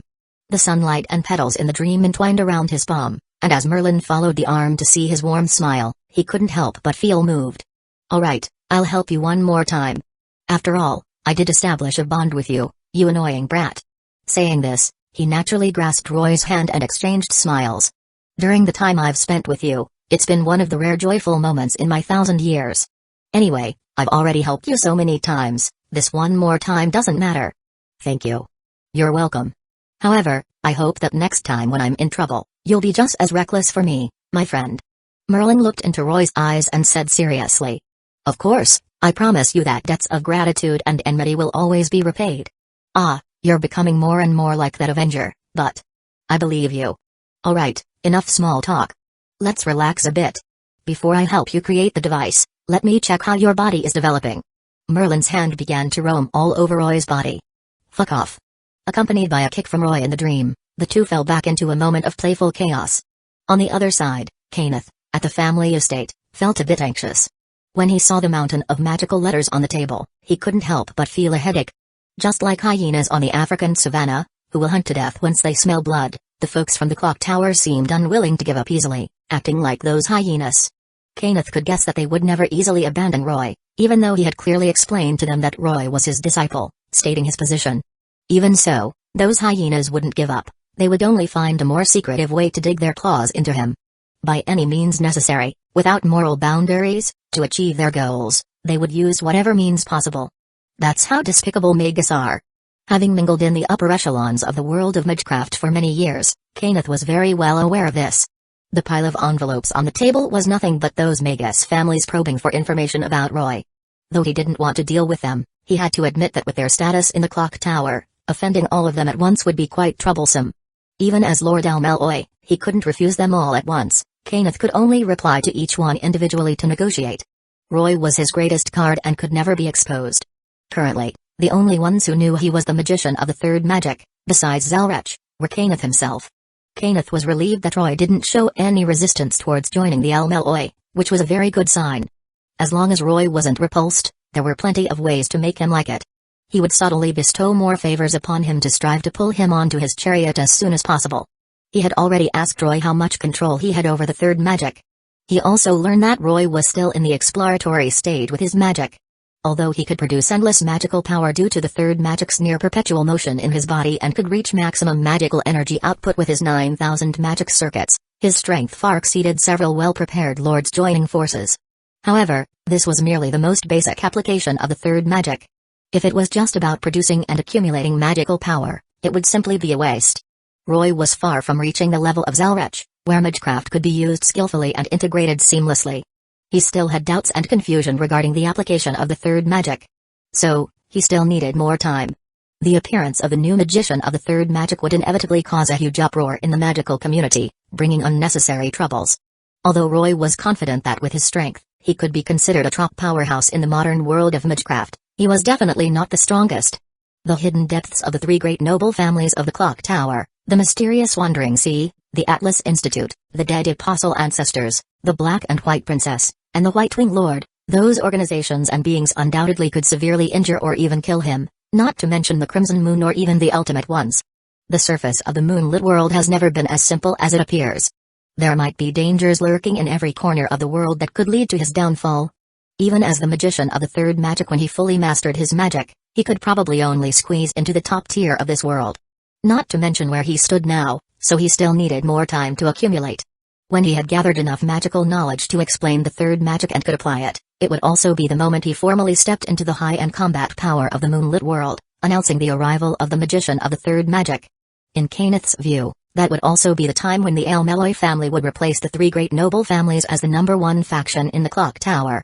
At this moment, the relationship between the two was in a mutually beneficial and complementary balance. Roy had his own value and ambitions, while Kenneth had his status and connections. Additionally, there existed a bond of master and disciple between them. To win over Roy, no matter the cost, it would be worth it. As long as Roy proposed requests within his capabilities, Kenneth would do his utmost to assist him, thereby bestowing favors. He might even go as far as to let Roy take over as the new head of the Almeloy family if he agreed to marry into the family. So, the most troublesome thing now was still to negotiate with those nobles. Oh right, there's also the magic crest. Kenneth suddenly remembered something. when suddenly a familiar magical power intruded into his perception, completely unmasked, as if it were saying to him, "I have arrived." It entered his magical workshop. As for who the visitor was? Undoubtedly, the only ones who had the right to freely enter his magical workshop, aside from his fiancée, were only Roy, who had recently been granted access. Sola didn't like magecraft and would never voluntarily enter his magical workshop. Whenever she came to find him, the butler would call to inform him in advance. So, it was clear who the visitor was. But why did he come so quickly? Kenneth furrowed his brows in confusion. He understood that Roy couldn't possibly stay in the Grand Library for an extended period, but it had only been a week since he planned for Roy to stay there for 3 months. Yet now he had came to find him so soon. Even if he couldn't contain his impatience, it shouldn't be this urgent, right? Doesn't learning magecraft require some time to settle? Or was there something special that brought him here? Soon, the barrier at the door was broken, and Roy walked in as if nothing was amiss. With the access privileges granted by Kenneth, Roy could move freely within the entire estate, without triggering the bounded fields and alarms set up in the residence, and he could come and go freely in Kenneth's magical workshop as well. "Professor Kenneth, you look quite busy." Roy glanced at the mountain of letters piled on the table, joked a little, then pulled out a chair and sat down across from Kenneth. "Humphrey, for a true lord, these trivial matters are nothing." Kenneth snorted softly, looking at Roy sitting opposite him, and calmly asked, "What's wrong? Did you come to see me for something? Is there a problem in your magical studies, or are you just tired of being cooped up here every day and want to leave?" He felt a bit anxious, genuinely worried that the kid might leave. "Well, there is indeed something." Roy nodded, placing his hands on the table, his eyes showing a serious expression. "Professor Kenneth, I have something I want to ask for your help with." "Oh?" Kenneth raised an eyebrow, suppressing the excitement in his heart, and asked nonchalantly, "What do you want me to help you with?"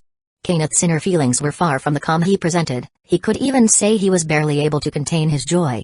This was the first time Roy had proactively sought his help, and it was also a great opportunity for Kenneth to owe him a favor. Therefore, no matter what Roy wanted, Kenneth would unconditionally mobilize the resources of the Archibald family to provide him with the necessary assistance. This was also a necessary investment in terms of principle. Roy had no idea what Kenneth was calculating in his mind. He pointed to his own eyes and then said, "The miracles surrounding the European continent, the Mystic Eyes collection train, Professor Kenneth, as someone from a great noble family, you must know about it." The Mystic Eyes collection train. Hearing this name, Kenneth's expression changed slightly, and his action of setting down the teacup paused momentarily. "Where did you hear that name?" Chapter 81 Supreme Mystic Code. "Why are you going to that cursed place? Do you still need the Mystic Eyes?" Kenneth raised an eyebrow and asked nonchalantly. Roy nodded and then honestly replied, "That's right. For some special reasons, I really need a pair of suitable special Mystic Eyes right now." He didn't explain much further, only pointing to his own head. Seeing this, Kenneth fell silent in thought. Noticing Kenneth lost in contemplation, Roy wasn't in a hurry. He knew that although the invitation to the Mystic Eyes collection train was very precious, Kenneth would undoubtedly make the right judgment considering the value he possessed. Magus are all egoists, they only choose options that are more advantageous to themselves. As for the invitation to the Mystic Eyes collection train, Kenneth, being a great noble Magus and also the Lord of the Clock Tower's Department of Mineralogy, certainly had connections to obtain it. As long as he wanted to help, he could definitely find a way. Just as Roy thought, Kenneth did not refuse. After pondering for a moment, he replied, "If you truly need Mystic Eyes, there's no need to go to the Mystic Eyes collection train. Using the resources and connections of the Almeloy family can help you find them as well." Kenneth naturally understood what Roy meant by the Mystic Eyes collection train. As the name suggests, it is a fast train that collects countless strange mystic eyes and various precious magical materials. The purpose of the train's collection is for auction, held once a year, but the exact time is uncertain. The train travels on tracks that span the entire Europe, and its level of strangeness is well known in the entire world of magecraft. Kenneth had boarded this terrifying train, dubbed the urban legend of the world of magecraft, and that experience was certainly not pleasant for him. The eerie nature of the train and various hidden risks made it difficult for even an elite magus to guarantee their safety. Therefore, he held a wary and disdainful attitude towards this mysterious train. Similarly, the standards for those who receive invitations are very high. Anyone who receives one is undoubtedly a high-ranking figure in the world of magecraft, or at least someone who can afford to attend the auction. Magical expertise and considerable financial resources are both essential, leading to a particularly small number of people receiving invitations, mostly comprising major noble magus or lords. Logically speaking, Information about the Mystic Eyes collection train is categorized as an urban legend, not recorded in books, and since so few people receive invitations, even Waver shouldn't know too much about it.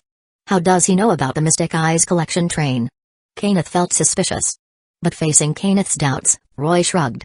Sorry, Professor Kenneth, that would take too long. It requires a long time to collect the Mystic Eyes I need. I can't wait. The Mystic Eyes collection train is the best option. What Roy needed was certainly not ordinary Mystic Eyes but rather the special Mystic Eyes mentioned by Merlin that could help him regulate his mental state and enhance his control. Mystic Eyes related to mental and spiritual aspects are rare among many Mystic Eyes. Even if they exist, they are often snatched up by souls specializing Magus, leaving no chance for him. Thus, collecting them through conventional means was obviously unrealistic. But right now, he indeed needed such Mystic Eyes to regulate his spirit. The more he delved into the third magic and studied the soul, the more intense his discomfort became. The power within him kept surging like a holy grail, continuously providing and purifying magical energy, enabling him to maintain and operate magecraft like a perpetual motion machine. However, it was hard to control, as the looseness caused by Zelrach increased the torrent of magical energy flowing within him, lighting up more magic circuits and leading to an endless expansion of his power. It was like pouring water from a bottle that suddenly turned into dumping water from a tub. While both the capacity and flow increased, it became challenging to control the flow of water. This also resulted in a trend of his magical power spiraling out of control, making it difficult to manage the power of his magecraft. For instance, when Waver tried to teach him simple practical magecraft such as illumination spells, fire spells, and water flow spells, they all transformed into incredibly powerful magecraft with several hundred times the power in his hands, becoming difficult to control. The only way to stop it was to let it release. As an example, a simple illumination spell illuminated half of the El Malloy courtyard, while a small fire trick turned into a massive fireball in his hands, and a water flow spell summoned a great waterfall. This led to his living courtyard being nearly destroyed by fireballs and waterfalls, causing various phenomena and magical fluctuations that threw the entire El Malloy family into chaos. In the end, it was Kenneth who backed him up and helped cover it up. So, Professor, I really need a suitable Mystic Eye to help me regulate my power. Roy felt that if he didn't find a way to control the power within him, it would be hard to predict what would happen the next time he used magecraft. If he encountered an enemy in the city, using magecraft might cause a greater impact than the enemy themselves, likely dragging many innocent people into it. Regulate power? Kenneth pondered for a moment and spoke, is it about controlling the power? Roy nodded. If that's the case, then. Kenneth shook his head and opened a drawer to take out an envelope. A special magical aura was emanating from the crystalline paper, and a bright red sealing wax pressed onto the envelope bore a strange pattern resembling wheels and eyes, serving as a mark following some ancient ritual. Just looking at it gave a sense of unease. This is the invitation to the Mystic Eyes collection train, as well as the ticket to board that train. Since you insist on going, I might as well give it to you. Thank you. Roy reached out to take the envelope Kenneth handed him and slightly bowed in gratitude. Wait a moment, before giving this to you, I have a few prerequisites. Please, go ahead. Roy nodded in agreement. The conditions are simple. Kenneth slowly raised a finger. First, you must be accompanied by me personally when you board the train. Second, both you and I must represent El Malloy's name in this auction and cannot attend in a personal capacity. Third, the funds used to purchase Mystic Eyes in this auction will be regarded as a debt owed to El Malloy, which must be repaid in the future. How about it? Do you have any questions? No problem. Hearing these three reasonable requests, Roy slightly nodded in acknowledgement. All right, if that's the case, then the conditions are established. Upon receiving this response, Kenneth let out a sigh of relief. He glanced at the invitation that had been handed to Roy and finally felt at ease. The Mystic Eyes collection train was not an ordinary auction train. Besides sending invitations to the aristocrats of the world of magecraft, they also sent invitations to two other types of people. One type is those in need, while the other is those who are needed. Those in need, as the name implies, are people who require Mystic Eyes, and who want to purchase their desired Mystic Eyes on the Mystic Eyes collection train. As for the latter, their situation is less pleasant, they are referred to as the moving resources on the train. If one agrees to the train owner's request to participate in the auction, then it's fine. They won't take your life and will issue a generous reward as compensation. However, if you refuse, then the outcome can only be described as hay. The peculiarities within that mysterious train are not something that can be explained in a few words. So far, he has never heard of anyone who could survive after refusing a transaction on the Mystic Eyes collection train. Even among top-tier magus, it is not uncommon for them to perish inside, Only true monsters can ensure their safety there. True ancestor, Grand Magus, or perhaps a magician? Kenneth glanced at Roy. In any case, that train was not a good omen. Whether being targeted by it or getting too close is an extremely dangerous matter, much like a calamity wandering within the borders of Northern Europe. Kenneth was somewhat aware of Roy's current state. Is he strong? Very strong, excessively strong. So strong it's ridiculous. If he didn't deliberately suppress himself and control his power, just using his super-spec magical power could level the entire Elmeloy family to the ground within a quarter of an hour. The vast magical power contained within him and the speed at which he continues to generate magical power makes it fair to call him a mobile holy grail. Although he possesses such a massive amount of magical power, he also has flaws. A very significant flaw: the rate of growth of his magical power does not match the pace of his own development, resulting in his inability to adequately control and articulate his strength. Due to his terrifying magical power, whatever magecraft effects he uses become extraordinarily catastrophic, causing collateral damage. Not that it can merely be described as collateral damage, he would engulf everything around him. In his own territory, it's manageable, no matter how he demolishes it, he can still cover it up. But if he were to be set loose, once he uses magecraft, the chain reaction would completely shatter the baseline of mystery secrecy, and then there would be no hiding it. Therefore, he was very uneasy about Roy and wanted to accompany him outside. Kenneth did not support Roy's idea of using mystic eyes to enhance his control over his power, but he also did not oppose it. To him, this problem merely stemmed from an overinflated power that did not align with his magical knowledge and control.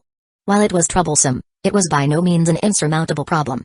After all, this was the legendary third magic. If a newly initiated apprentice could master it easily, that would surprise him. However, with Roy's talents and the compatibility he has shown with the third magic, Kenneth was convinced that as long as Roy was willing to stay here to study, explore, and develop his power, he could absolutely master the third magic in about 10 years. By keeping Roy around for 10 years, he would have more time to interact with him, guide him, and subtly extend his kindness, gradually pulling him onto his chariot. However, when Roy brought up the idea of seeking mystic eyes, Kenneth did not refuse. Indeed, special soul-type mystic eyes could enhance a Magus's control over their own magical power, increase the stability of their spells, and make the execution of magecraft more intuitive. Such mystic eyes were indeed suitable for Roy's current situation. However, these mystic eyes were extremely precious magical treasures, and it would not be an exaggeration to say they are 1 in a million. With such rare value and extreme rarity, combined with his own selfish motives, he did not mention this method to Roy. If Roy didn't know about it and he didn't bring it up, he could naturally keep him on his side. But since Roy had raised the matter, he couldn't refuse, nor did he have a reason to refuse. After all, such mystic eyes were at least of gold rank, and whether they could be found was uncertain. Even if they really did find one, it could still be advantageous. It was merely a matter of approach. In the magical community, possessing mystic eyes is a significant symbol of a first-rate magus. Therefore, even artificial low-rank mystic eyes could sell for nearly £1 million. This illustrates the kind of value inherent in naturally precious mystic eyes. The clock tower had classified mystic eyes into ranks. Mystic eyes are divided into 5 tiers. The lowest tier consists of artificially created mystic eyes. Above that are natural mystic eyes.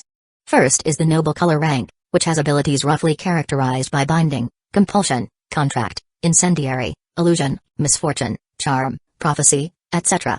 Representing mystic eyes with special abilities that can intervene in the destinies of others. Many magus believe that only upon reaching this rank can one be called a true mystic eye. More advanced and powerful than the usual noble color mystic eyes is the gold rank mystic eye. This rank of mystic eyes often contains great mystery that has been lost to modernity, and a mystic eye that reaches this rank will naturally be sought after in the world of magecraft, even if some magus receive sealing orders as a result. As for the next rank, referred to as the jewel rank of mystic eyes, Kenneth is not clear on it, as the mysteries contained within those mystic eyes can no longer be evaluated from the perspective of modern magecraft. They may even hide great mystery that cannot be replicated by all magecraft, ancient or modern. Finally, there exists the rainbow rank, which is found only in legends and miracles. This is a mystic eyes that exists only in name, with no records to document it, and it is likely that one could only catch a glimpse of it in the presence of the deities of the Age of Gods.